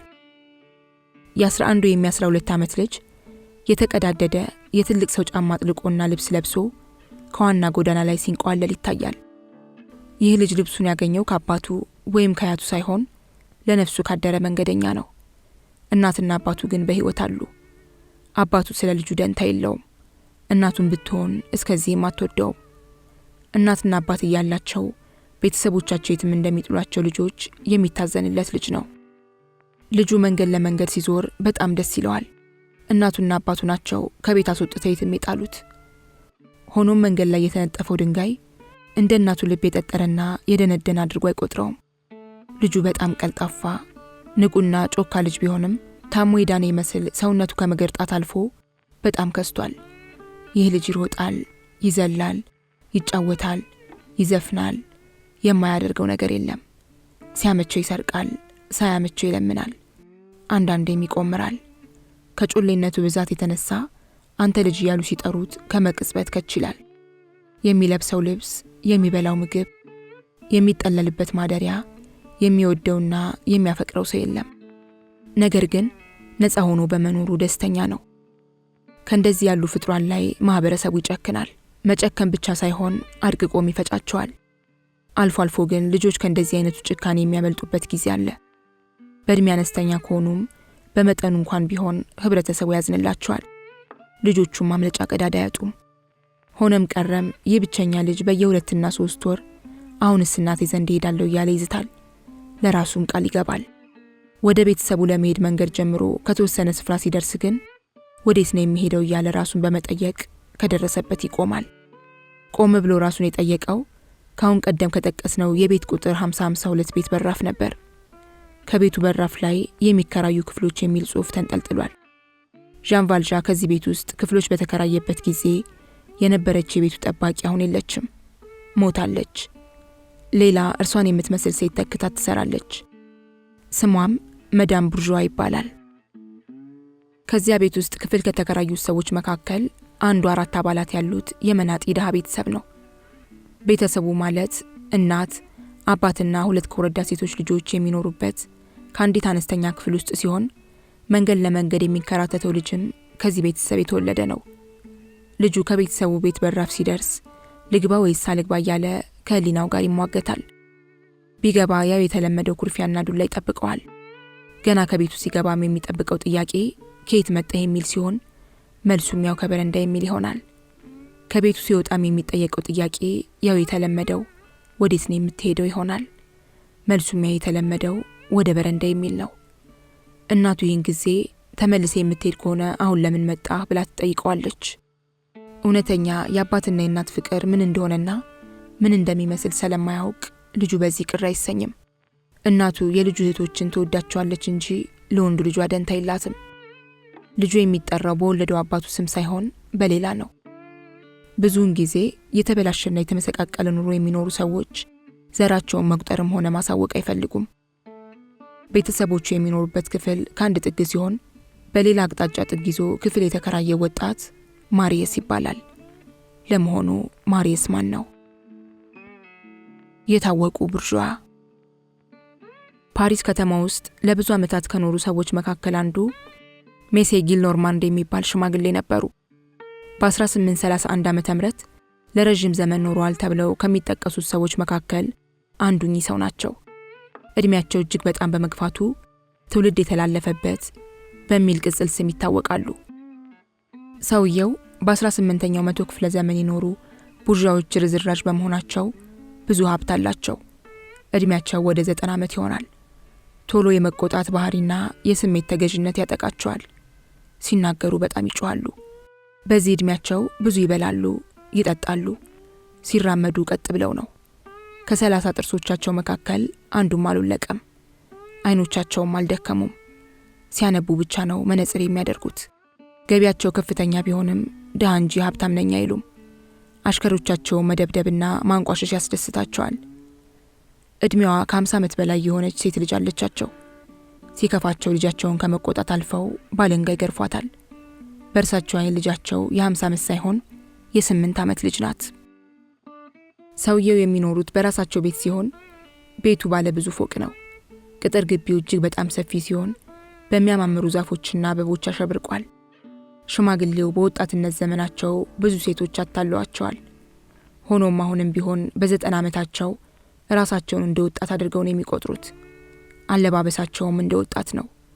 ነገር ግን በወጣቶች የሚመራው የፈረንሳይ አብዮትን ከሚገባው በላይ ይጠላሉ፣ ይነቅፋሉ።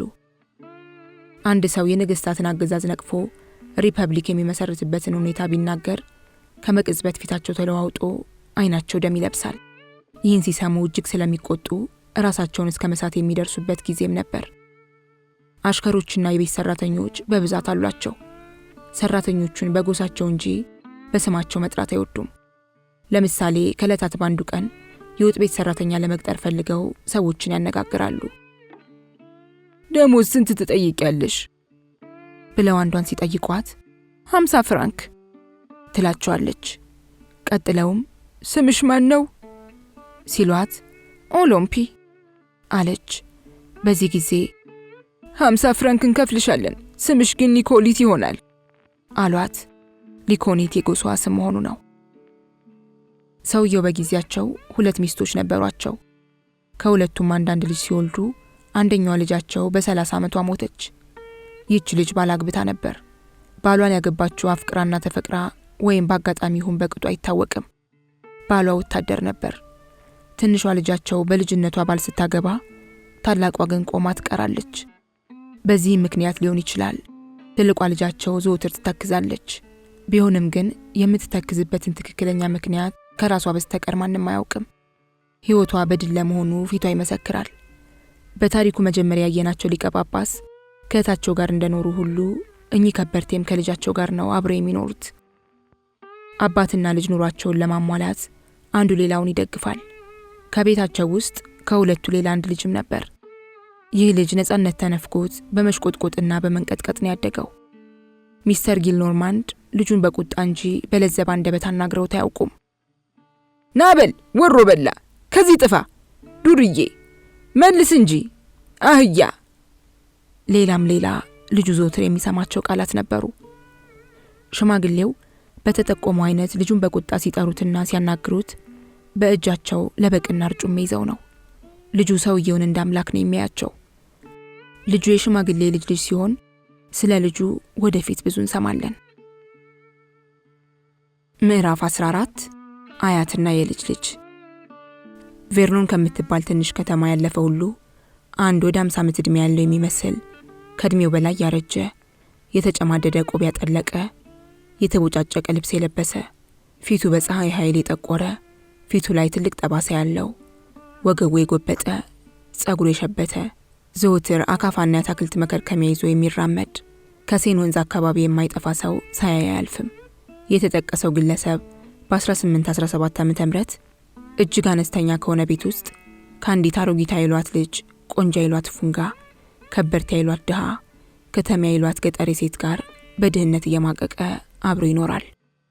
ግለሰቡ ጧት ማታ ከሚንከባከበው የአበባ እርሻ ተለይቶ አያውቅም። ኑሮውን የሚገፋው አበባ በመሸጥ ነው። ሰውየው በአፍላ ዕድሜ ዘመኑ ጦር ሜዳ ላይ ትልቅ ጀብዶ የሰራ ሲሆን ስሙ ጆርጅ ፓንት መርሲ ይባላል። በልጅነቱ በወታደርነት ሙያ ተቀጥሮ ወተርሎ ከተባለ ጦር ሜዳ ሰራዊት እየመራ ተዋግቶና አዋግቶ ዘምቷል። ጦር ሜዳ ላይ የጠላት ወገን መሳሪያ ማርኮና በደም ተበክሎ ከንጉስ ፊት ሲቀርብ አይጀግና የጀግና ዘር ተብሎ ተሞግሶ የኮሎኔልነት ማዕረግና የጀግና ሜዳሊያ ተሸልሟል።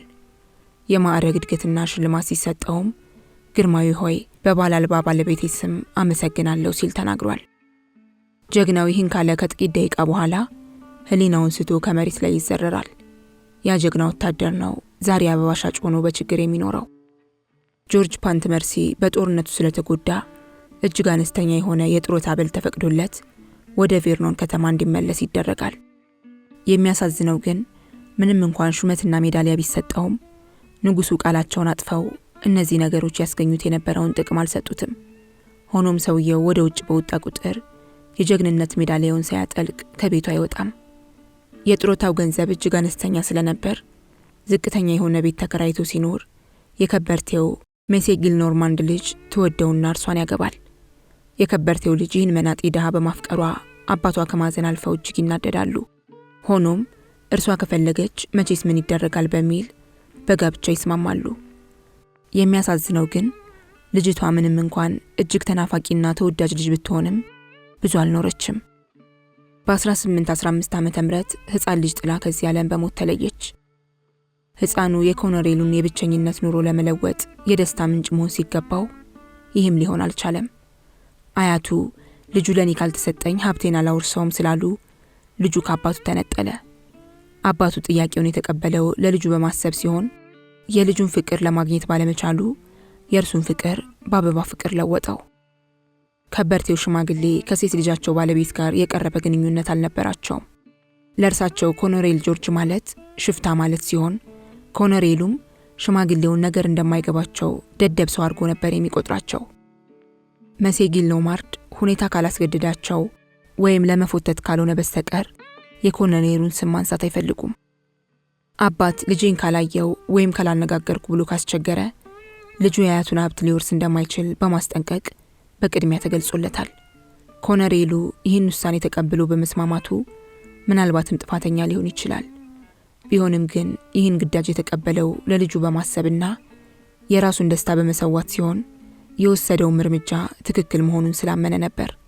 ልጁ ከአያቱ የሚወርሰው ሀብት እስከዚህም የሚያወላድ አልነበረም። ከእናቱ ታላቅ እህት ማለትም ካክስቱ የሚወርሰው ሀብት ግን እጅግ ብዙ ነበር። አክስቱ ከእናቷ ወገን የወረሰችው ሀብት ሲሆን የእህቷ ልጅ ደግሞ ቀጥተኛ ወራሿ ነው። የልጁ ስም ማሪየስ ሲሆን ልጁ ወላጅ አባት እንዳለው ያውቃል። ስለ አባቱ ዝርዝር ሁናቴ ግን የሚያውቀው ነገር አልነበረም። እንዲሁም ከናካቴው የአካባቢው ሰው የሚያወራውን ወሬ ስለሰማ በአባቱ ያፍራል። የማሪየስ አባት በየ2 እና 3 ወር ወደ ፓሪስ እየመጣ ልጁ ከአያቱ ጋር ወደ ቤተ ክርስቲያን ሲሄድ በሩቅ ያየዋል። የገባውን ቃል አፍርሶ ስለሆነ ሰው እንዳያየው ተጠንቅቆ ካሳቻ ስፍራ በመደበቅ ነበር ልጁን የሚያየው። ማሪየስ እንደ ማንኛውም ልጅ ትምህርት ቤት ገብቶ ይማራል። ከቤት መጥቶ እንዲያስተምረውም የታወቀ መምህር ተቀጥሮለት ትምህርቱን በሚገባ ተከታትሏል። የኮሌጅ ትምህርት ካጠናቀቀ በኋላም የህግ ትምህርት እንዲማር ከተለየ የህግ ትምህርት ቤት ገብቶ ዕውቀት ገብይቷል። የአያቱ አሽሙርና ንቀት ልቡን ስላቆሰለው ለአያቱ ብዙም ፍቅር አልነበረውም። የወላጅ አባቱ ጉዳይ ግን ዘወትር ያሳስበዋል። ልጁ በተፈጥሮ ጨዋ፣ ረጋ ያለና በራሱ የሚተማመን ኩሩ ልጅ ሲሆን ፈሪሃ እግዚአብሔር የሚያደረበት ነው። በ1927 ዓመተ ምህረት ማሪየስ የ18 ዓመት ወጣት ሲሆን አንድ ቀን ማታ አያቱ ከነበሩበት ክፍል ሲገባ ደብዳቤ በእጃቸው ይዘው ያገኛቸዋል። ከዚያም ማሪየስ አሉ አያቱ፣ ነገ ጠዋት ወደ ቬርኖን ትሄዳለህ ሲሉት ለምን ብሎ ጠየቃቸው። አባትህን ለማየት ሲሉት ማሪየስ እጅግ ደነገጠ። ከዕለታት ባንዱ ቀን ከአባቴ ጋር እገናኛለሁ የሚለው ሐሳብ ከጭንቅላቱ ውስጥ ገብቶ አያውቅም። ስለዚህ ምንም ነገር ቢሆን ከዚህ ይበልጥ አስደንጋጭና ያልተጠበቀ ሊሆንበት አልቻለም። በሀገሪቱ ውስጥ ስለነበረው የፖለቲካ አቋም የተቃውሞ ሐሳብ ቢኖረውም አያቱ እንደሚሉት ወላጅ አባቱ የቡርዥዋን አገዛዝ የሚቃወም የማይረባ ወታደር ነው። ይህም ለአባቱ የነበረውን ፍቅር የመነመን አደረገው። በተጨማሪም ወላጅ አባቱ እርሱን ለሌላ ግለሰብ አሳልፎ መስጠቱ ጭካኔ ስለመሰለው ጠላው።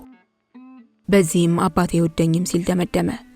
ይህ በዚህ እንዳለ ያልተጠበቀው ጥያቄ ከአያቱ ሲመጣ በመደንገጡ አዎንታዊም ሆነ አሉታዊ መልስ ለመስጠት አልቻለም። አያቱ ንግግራቸውን ቀጠሉ። አባትህ ታሟል መሰለኝ፣ ሊያይህ ይፈልጋል። በሚቀጥለው ቀን ጀንበር ልትጠልቅ ስትል ማሪየስ ከቬርኖን ከተማ ደረሰ።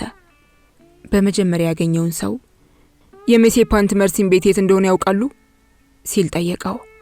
እንደ አጋጣሚ ሆኖ ተጠያቂ የቤቱን አድራሻ ያውቅ ኖሮ የሚገኝበትን ስፍራ አመላከተው። ከተባለው ቤት ሲደርስ በሩን በመደብደብ አንኳኳ።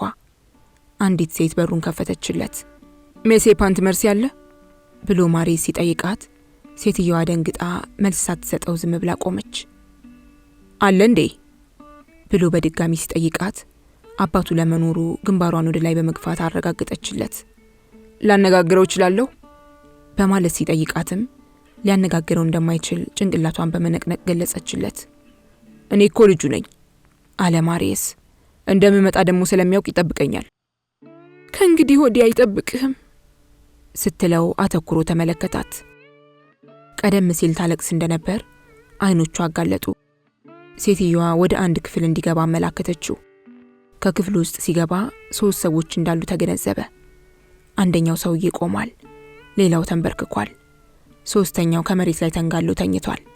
ተንጋሎ የተኛው አባቱ ነው። ከሁለቱ አንደኛው ሐኪም ሲሆን ሌላኛው ጸሎት የሚያደርሱ ቄስ ናቸው። ኮሎኔሉ በጠና ከታመመ 3ኛ ቀኑ ሲሆን ህመሙ እንደጀመረው ነበር ልጁ እንዲመጣለት መልእክተኛ ወደ ሜሴ ጊርኖማንድ የላከው።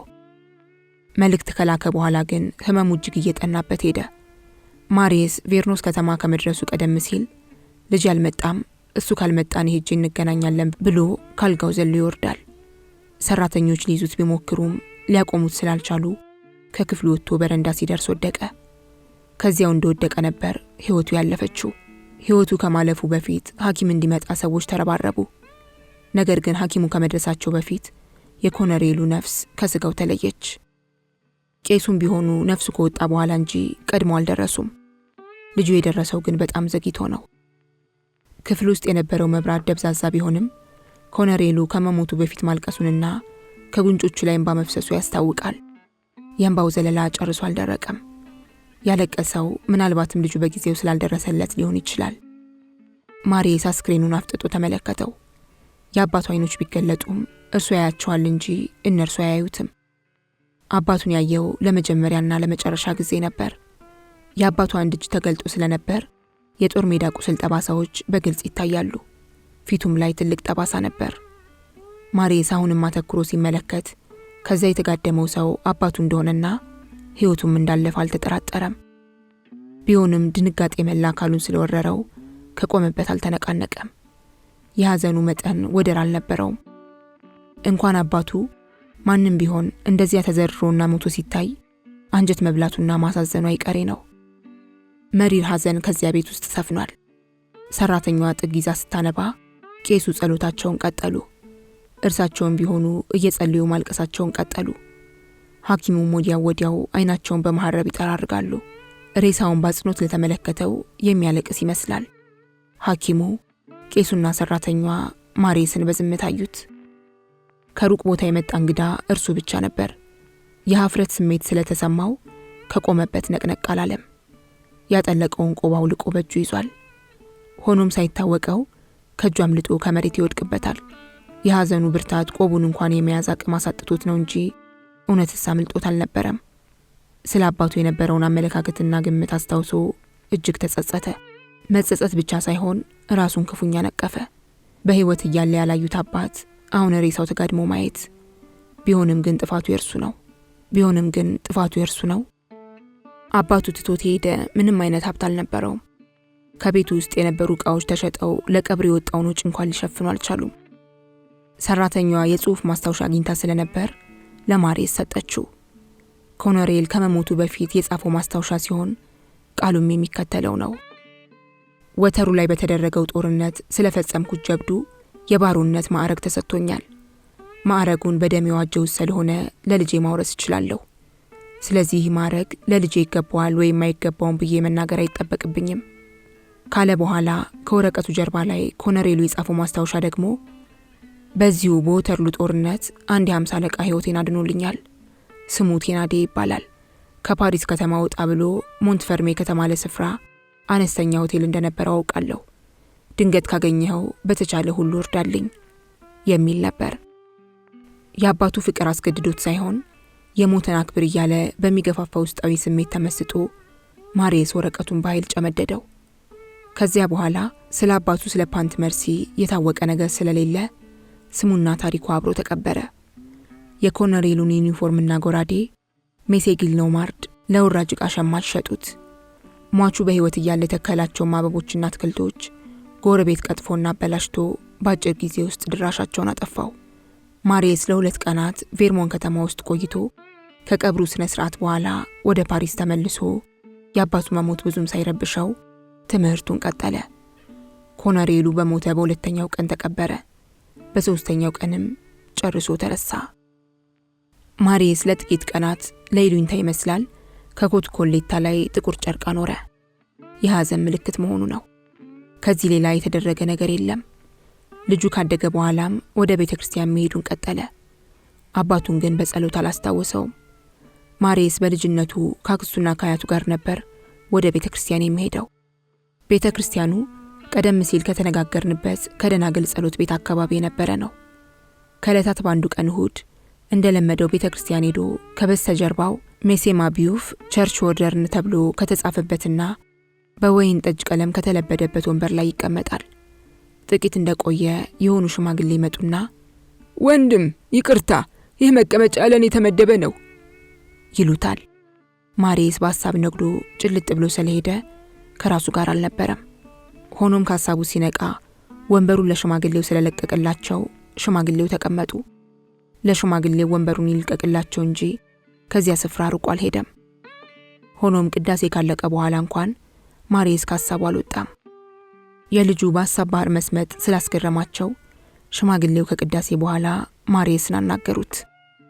ይቅርታህን ልጄ፣ ቅድም አስቀየምኩ መሰለኝ። ምናልባት ምን አይነት ደፋር ሰው ነው ብለህ ታዝበኸኝ ከሆነ ላስረዳህ ሲሉት፣ ጌታዬ አለ ማሪየስ፣ ምንም አያስፈልግም ባላቸው ጊዜ የለም ያስፈልጋል ብለው ንግግራቸውን ቀጠሉ። ተቀይመህ እንድትሄድ አልፈልግም። ስለዚያች ቦታ ብዙ የማስታውሰው ነገር አለኝ። እንደዚህ የምለውም ያለ ምክንያት አይደለም። ታሪኩን ላጫውትህ። አንድ ብርቱ ሰው ነበረ። ይህ ሰው እጅግ በጣም የሚወደው ልጅ ነበረው። ሰውየው በአንድ ውርስ ምክንያት ከልጁ ጋር ይለያያል። መለያየት ብቻ ሳይሆን ዳግም ልጁን እንዳያይም ይደረጋል። አባት ልጁን በጣም ይወደው ስለነበር በየ2 እና 3 ወር ከዚህ እየመጣ አንተን ካስነሳው ወንበር አጠገብ ካለው ምሰሶ ጀርባ ተደብቆ ልጁን አይቶ ይሄዳል። ሌላ ስራ ሳይኖረው 10 ዓመት ሙሉ ከዚህ እየመጣ ልጁን አይቶና እንባውን አፍስሶ ይመለሳል። ልጁ አባቱን ስለማያውቅ የሰውየውን መመላለስ ልብ አይልም። ከጊዜ በኋላ ከሰውየው ጋር ስለተዋወቅን ነው ታሪኩን ያጫወተኝ። ይህ ሰው የሆነ ሀብታም አማች ነበረው። አባት ልጁን መጥቶ ቢያይ የአያቱንና የአክስቱን የተትረፈረፈ ሀብት ሊወርስ አይችልም ብሎ ማን እንዳስፈራራው ትዝ አይለኝም። ብቻ አባት ልጅ አንድ ቀን ያንን ሁሉ ሀብት ወርሶ ደስ ብሎት ይኖራል በሚል እምነት የራሱን ደስታና ፍቅር መስዋዕት አደረገ። የልጁ አባትና አያት ደግሞ በዘመኑ የፖለቲካ ሽኩቻ የተነሳ እንደማይስማሙ ማጫውቶኛል። ስለ ፖለቲካ ጉዳይ አልፎ አልፎ መወያየቱ መልካም ነው።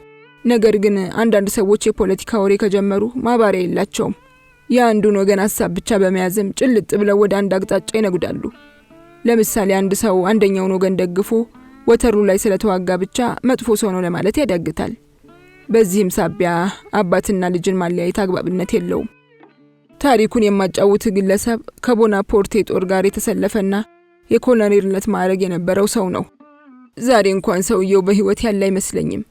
ቬሮን ከሚባል ከተማ ነበር የሚኖረው። የኔ ወንድም ቄስ ሲሆን የሚኖረውም ከዚያው ከተማ ውስጥ ነው። የሰውየው ስም ፓንት መርሲ ይባላል። ልጁ ፓንት መርሲ ብሎ ጠይቆ ፊቱ እጅግ ሲለዋወጥ የተገነዘቡት ሽማግሌ አዎ ፓንት መርሲ ታውቀዋለህ እንዴ ሲሉ ጠየቁት። አባቴን አለ ማሪየስ። የሚሉት ሰው አባቴ ነው። ሽማግሌው ይህን ሲሰሙ እጃቸውን በእጃቸው መቱ። ያ ልጅ ማለት አንተ ነህ? ልክ ነው። ልጁ ያንተን እድሜ ሊኖረው ይችላል። እንግዲያውስ ልጁን በጣም የሚወድ አባት ነበረኝ ብለህ ልትኩራራ ይገባሃል ካሉት በኋላ ሽማግሌውና ማሪየስ ብዙ ተጫወቱ። በመጨረሻም እጅ ለእጅ ተያይዘው ወደ ሽማግሌው ቤት ሄዱ። በማግስቱ ማሬስ አያቱን ጥያቄ ጠየቃቸው። ከጥቂት ጓደኞቼ ጋር አይደለም መሄድ ተነጋግረን ነበር። ለ3 ቀን ከነሱ ጋር ብሄድ ትፈቅድልኛለህ? እንኳን ለ3 ቀን ለ4 ቀን መሄድ ትችላለህ። ሂድና ራስህን አዝናና ብለው አያቱ ወደ ሴት ልጃቸው ፊታቸውን አዙረው የፍቅር ጉዳይ መሆን አለበት ሲሉ ተናገሩ በሹክሹክታ። ነገር ግን ጉዳዩ የፍቅር ቢሆንም እርሳቸው ያሰቡት አይነት ፍቅር ሳይሆን የአባት ፍቅር ነበር። ማሬስ ወደ ቬሮና ከተማ ሄዶ ከአባቱ መቃብር አጠገብ ለረጅም ጊዜ ተቀመጠ። ከቬርን ሲመለስ በቀጥታ ወደ ሕግ ትምህርት ቤት ቤተ መጻሕፍት ሄዶ የቆዩ ጋዜጦች እንዲሰጡት ጠየቀ። ከቤተ መጻሕፍቱ ቁጭ ብሎ ስለ ሪፐብሊክና ስለ ንጉሠ ነገሥቱ ግዛት ታሪክና ስለ ሴንት ሄሌና የተጻፉትን አነበበ።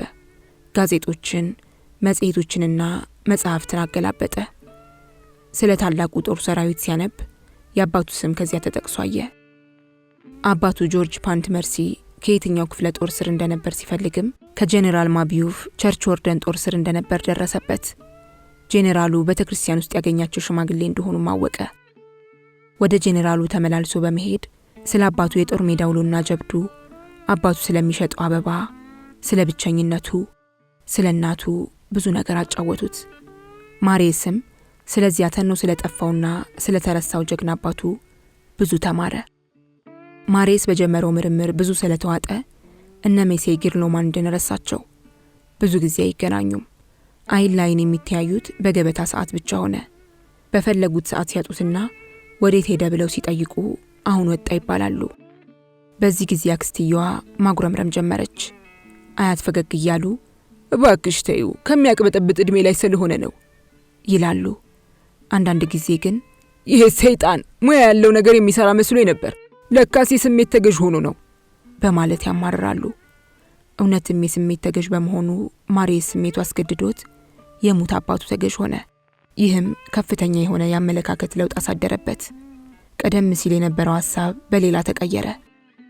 የአስተሳሰብ አድማሱም እየሰፋና እየተለወጠ ለመሄዱ እርሱም ታወቀው። ይኸው ነው።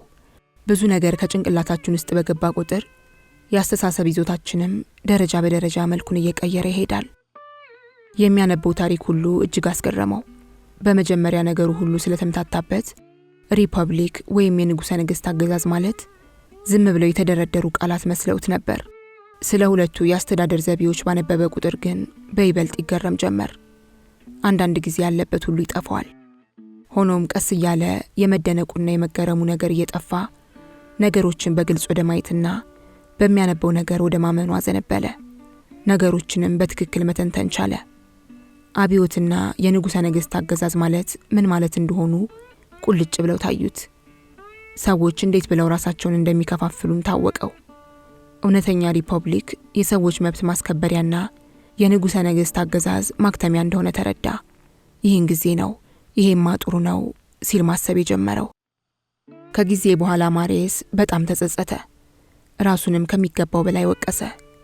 አባቱ በሕይወት ቢኖርና ሊያገኘው ቢችል ወይም በሆነ ተአምር ከተቀበረበት ወጥቶና ነፍስ ዘርቶ ቢነሳ እንዴት ብሎ ሮጦ ሄዶ እያለቀሰ አባዬ መጣሁልህ፣ እኔ ልጅህ ማሬስ ነኝ፣ የኔም ልብ እንዳንተው ስለሆነ ወድሃለሁ ቢለው ምንኛ በተደሰተ። ይህ ቢሆን ያቅፈዋል፣ ይስመዋል፣ ጸጉሩንም በእንባ ያርስለታል፣ ከፊቱ ላይ የነበረውን ጠባሳ ያሻሽለታል፣ እጆቹንም ጥብቅ አድርጎ ይዞ ይዳብስለታል፣ ልብሱን ይነካካል፣ ጫማውን ሳይቀር ያሻሻል። ማሬስ አባት ያለ ዕድሜው ትክክለኛ ፍርድ ሳያገኝና በልጁ ፍቅር ሳይረካ ለምን ሞተ በማለት እያወጣና እያወረደ ስቅስቅ ብሎ አለቀሰ። የነበረው ዕውቀት እየጎለበተና እምነቱ እየጠና ሲሄድም ለአባቱና ለአገሩ ያለው ፍቅር አካል ውስጥ ሰርጾ በመግባት መላ ሰውነቱን አንገበገበው። በየደቂቃው እውነት እየጎላ መጥቶ የአስተሳሰብ አድማሱን በይበልጥ አሰፋለት። በመንፈስ ያደገም መሰለው። አንድ ቀን ማታ ሻማ አብርቶ መጽሐፍ እያነበበ ብቻውን ከክፍሉ ውስጥ ቁጭ ይላል። የነበረበት ክፍል መስኮት ተከፍቷል። የተለያዩ ነገሮች ከጭንቅላቱ ውስጥ ገብተው ሐሳቡን ያመሰቃቅሉበታል። ለነገሩማ ሌሊት የተለያዩ ነገሮች ማየት አዲስ አይደለም። የሚርመሰመስ ድምጽ ይሰማል። ከየት እንደሚመጣ ግን አይታወቅም። ካለንበት ምድር 1200 ጊዜ የምትበልጠው ጁፒተር እንደ ቁርበተ ዓለም እያበራች ማታ ማታን የምትታየው። ማታ ማታ ከዋክብት ይብለጨለጫሉ። ፍርሃት ከናጀቡ የሚመጣውም ማታ ማታ ነው። ማሪየስ ወደ መጨረሻ ስለ ናፖሊዮን ጦር ሰራዊት ማንበብ ጀምሮ ከሚያነበው መጽሐፍ ውስጥ አልፎ አልፎ የአባቱ ስም ተጠቅሶ ይመለከታል። የንጉሱ ስም ግን በየምዕራፉ ይጠቀሳል። አገሪቷ በሙሉ ለንጉስ እንደተሰራች ተደርጎ ነበር የሚጻፈው። ይህን ሲያይ ከውስጥ አካሉ እንደ ማዕበል ያለ ነገር ሲያብጥ ተሰማው። አባቱ ባጠገቡ አልፎ በሹክሹክታ ያነጋገረው መሰለው።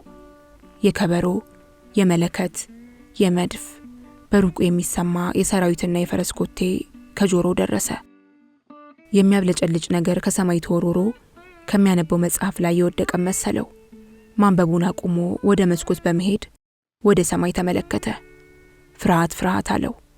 የሚተነፍሰውን በግድ ሆነ። መላ ሰውነቱ ራደ።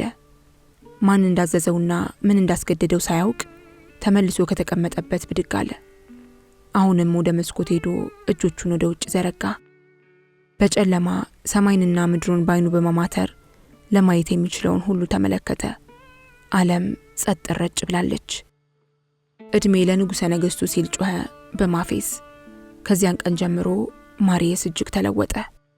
ንጉሠ ነገሥቱ አባቱን እንደ ተወዳጅ ካፒቴን እንደሚያዩት አጤነ። ከዚህም በተጨማሪ አባቱ ሕይወቱን ለእርሱ አሳልፎ እንደሰጠ በይበልጥ ተረዳ። ይህም አባቱን በይበልጥ እንዲያደንቀው ገፋፋው።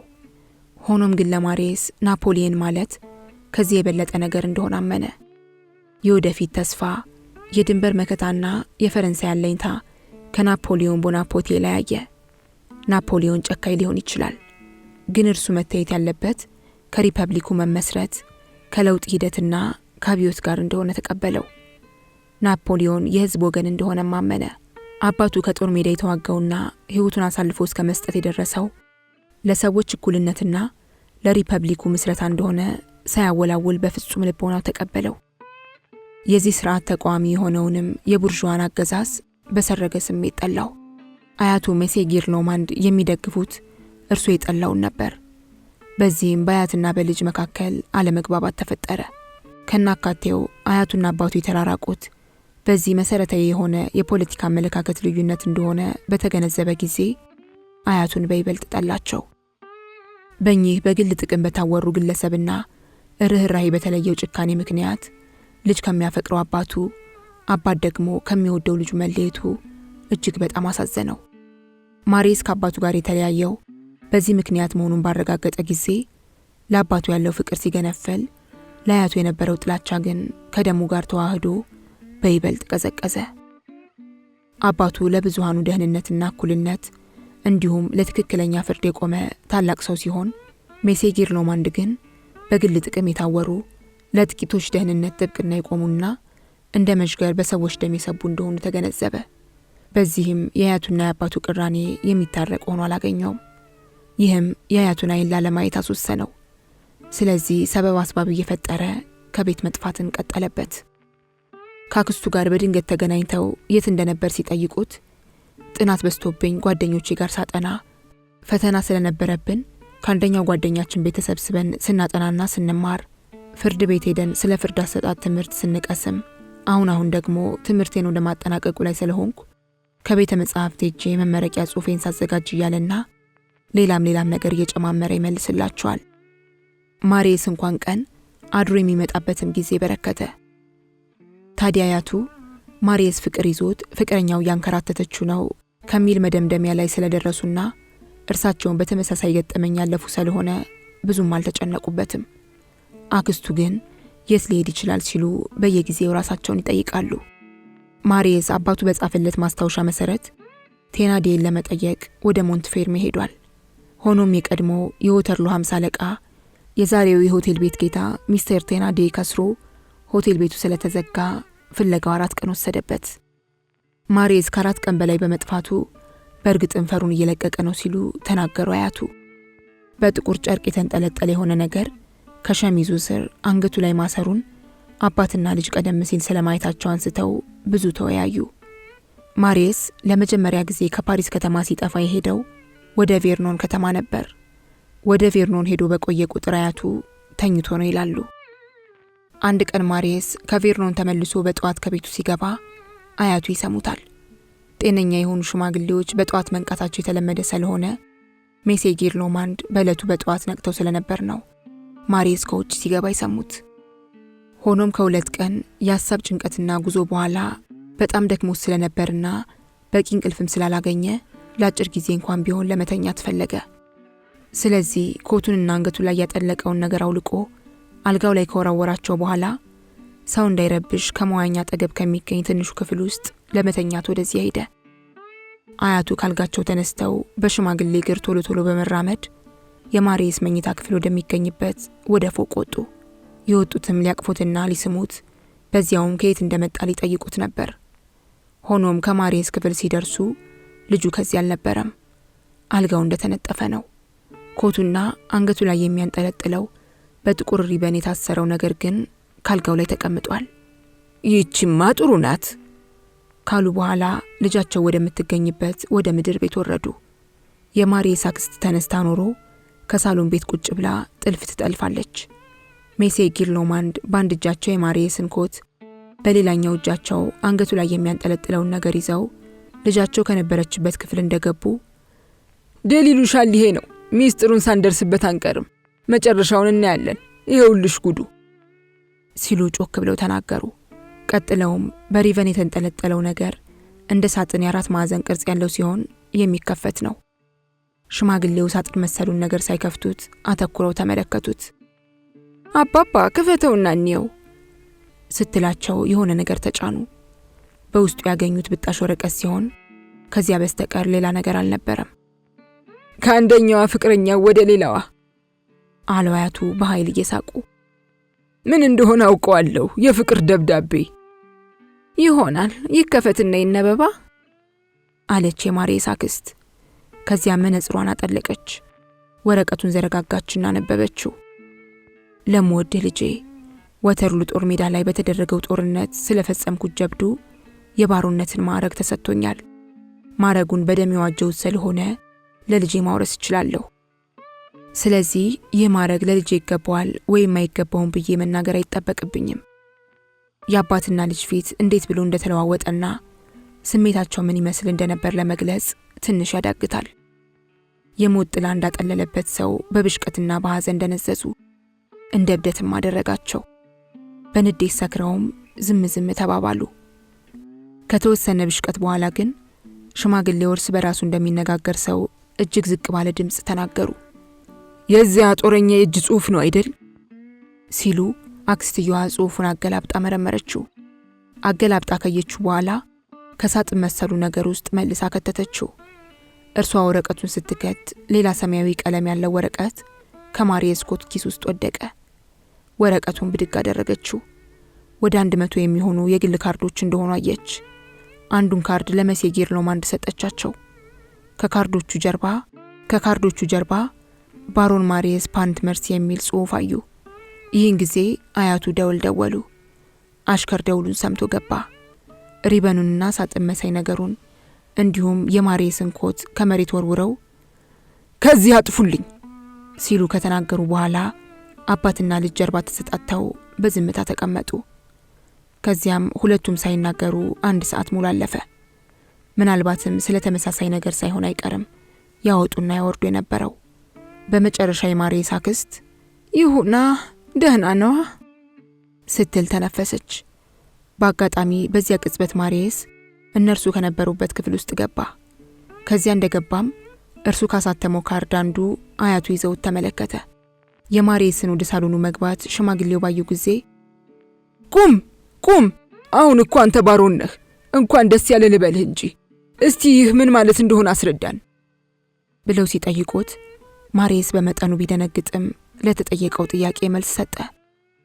ትርጉሙማ እኔ አባቴ ልጅ ነኝ ማለት ነው ሲላቸው አባትህማ እኔ ነኝ አሉ ሜሴ ጊርሎማንድ። አባቴ አለ ማሪየስ በመደንገጥ የአያቱን ዓይን ኮስተር ብሎ እያየ። አባቴ ሪፐብሊኩና ፈረንሳይን ያገለገለ ጀግና ነው። ስሙም ከጀግኖች ታሪክ ማህደር ውስጥ ተጽፎ ይገኛል። የአገሩን ዳር ድንበር ላለማስደፈር ለ25 ዓመታት የቀን ፀሐይ የማታ ቁርስ ሳይበግረው ቀበሮ ጉድጓድ ውስጥ የኖረ ታላቅ ሰው ነው። የአገሩን ክብር ለማስጠበቅ ሲዋጋ ከ20 ቦታ ላይ ቆስሏል። ሆኖም ለአገሩ የሰጠው አገልግሎት ተረስቶ እንዳልሆነ ሆኖ ነው የሞተው። አባቴ የፈጸመው ስህተት 2 ሲሆን እነርሱም አገሩንና እኔን ከመጠን በላይ መውደዱ ናቸው። አነጋገሩ የአያቱ ሕሊና ሊቀበለውና ሊያደምጥ የሚቻለው አልነበረም። ገና ከጀመሩ ሪፐብሊክ የሚል ቃል ሲሰሙ ከመቀመጫቸው ብድግ ብለው ተነሱ። የንጉሠ ነገሥት ወገን ነኝ ብለው ስለሚያምኑ ከማርየስ አንደበት የወጣው እያንዳንዱ ቃል እንደ ጦር እየወጋ ፊታቸውን አክስሞ አቆሰላቸው። ስለዚህ ማርየስ ሲሉ ጮኹ። አንተ ትፋታም! አባትህ ምን እንደነበር አላውቅም፣ ለማወቅም አልፈልግም።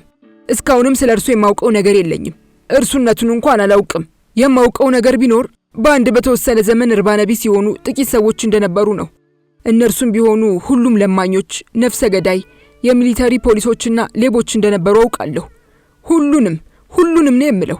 ከዚህ የተለየ ጠባይ አልነበራቸውም። ከዚህ የተለየ ሌላ ሰውን ያላውቅም። ሰማህ ማርየስ፣ አንተም ብሎ ማሮን፣ እነዚያ ሽፍቶች፣ ቀማኞች፣ አታላዮች እውነተኛውን ንጉሥ ከድተው ቦናፖርቴን የተከተሉ ፈሪዎች፣ ፈሪዎች ናቸው።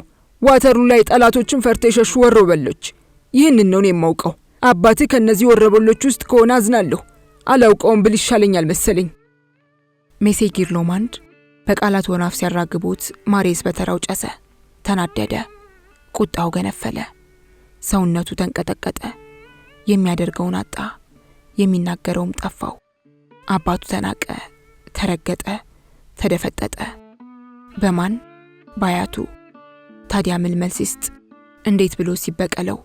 እርሱም በተራው አያቱን እንዳይሰድብ ያስነውራል። ዝም እንዳይል የአባቱ መንፈስ ይቆጣል። ዝም የማለቱ ሐሳብ እጅግ ዘገነነው። ይህን ጊዜ በአንድ በኩል የአባቱ መቃብር፣ በሌላ በኩል የአያቱ ሽበት በዓይነ ሕሊናው አያቸው። ነገሩ ሁሉ ስለተምታታበት ፈዞ ቀረ። ጥቂት ቆይቶ ግን ቀና በማለት አያቱን አፍጥጦ አያቸው። በርበኖችና ትልቁ አሳማ ሉዊ 18ኛ ይውደሙ ሲል በታላቅ ቁጣና ጩኸት ተናገረ። ንጉሥ ሉዊ 18ኛ ከሞቱ 4 ዓመት ቢያልፍም ለማርየስ ለውጥ አላመጣም። የሽማግሌው ፊት፣ ጸጉራቸው ጭምር በንዴት ብዛት በድንገት ጠቆረ። ቃል ሳይናገሩ አንዴ ወደ መስኮት፣ አንዴ ወደ በሩ በዝግታ ተራመዱ። ከዚያም እንዳሮጌ በግ ድንብርብራቸው ወደ ወጣው ሴት ልጃቸው ዞር ብለው የሚቀጥለውን በፈገግታ ተናገሩ። እንደ መሲ ያለ ባሩን እንደኔ ባለ ቡርዥዋ ጋር ከአንድ ጣራ ስር ለማኖር ይከብዳል። ሽማግሌው ቀጥለውም ሰውነታቸው እየተንቀጠቀጠና ቁጣቸው እንደ ነበልባል ከፊታቸው ላይ የተንቦገቦገ ቀጥ ብለው ቆሙና እጃቸውን ወደ ማርየስ ዘርግተው ከዚህ ቤት ውጣልኝ ሲሉ ጮኹ። ማርየስም ከቤቱ ወጣ። በሚቀጥለው ቀን ለዚህ ደመጣጭ በየ6 ወር 60 ፒስትል ትልኪለታለሽ፣ ስለኔ ግን ዳግም ምንም ነገር እንዳታነሽ ሲሉ ሴት ልጃቸውን አስጠነቀቁ። የሆነው ነገር በጣም ስላሳዘናቸውና ስላናደዳቸውም በሚቀጥሉት 3 ወራት የሚይዙትንና የሚጨብጡትን አሳጣቸው። ሴት ልጃቸውን ሲያነጋግሩ እንኳን ቀዝቀዝ ብለው በድብርት ነበር። ማርየስ ከቤታቸው ሲወጣ ከእንዲህ ያለ ቦታ ነው የሚሄደው አላለም። እነርሱም የት እንደሚሄድ አልጠየቁትም። ጋሪ ተከራይቶ ዘሎ ከገባ በኋላ ጋሪው ወደ መራው ነው የሄደው። ታዲያ ማርየስ ምን ሊያደርግ ነው?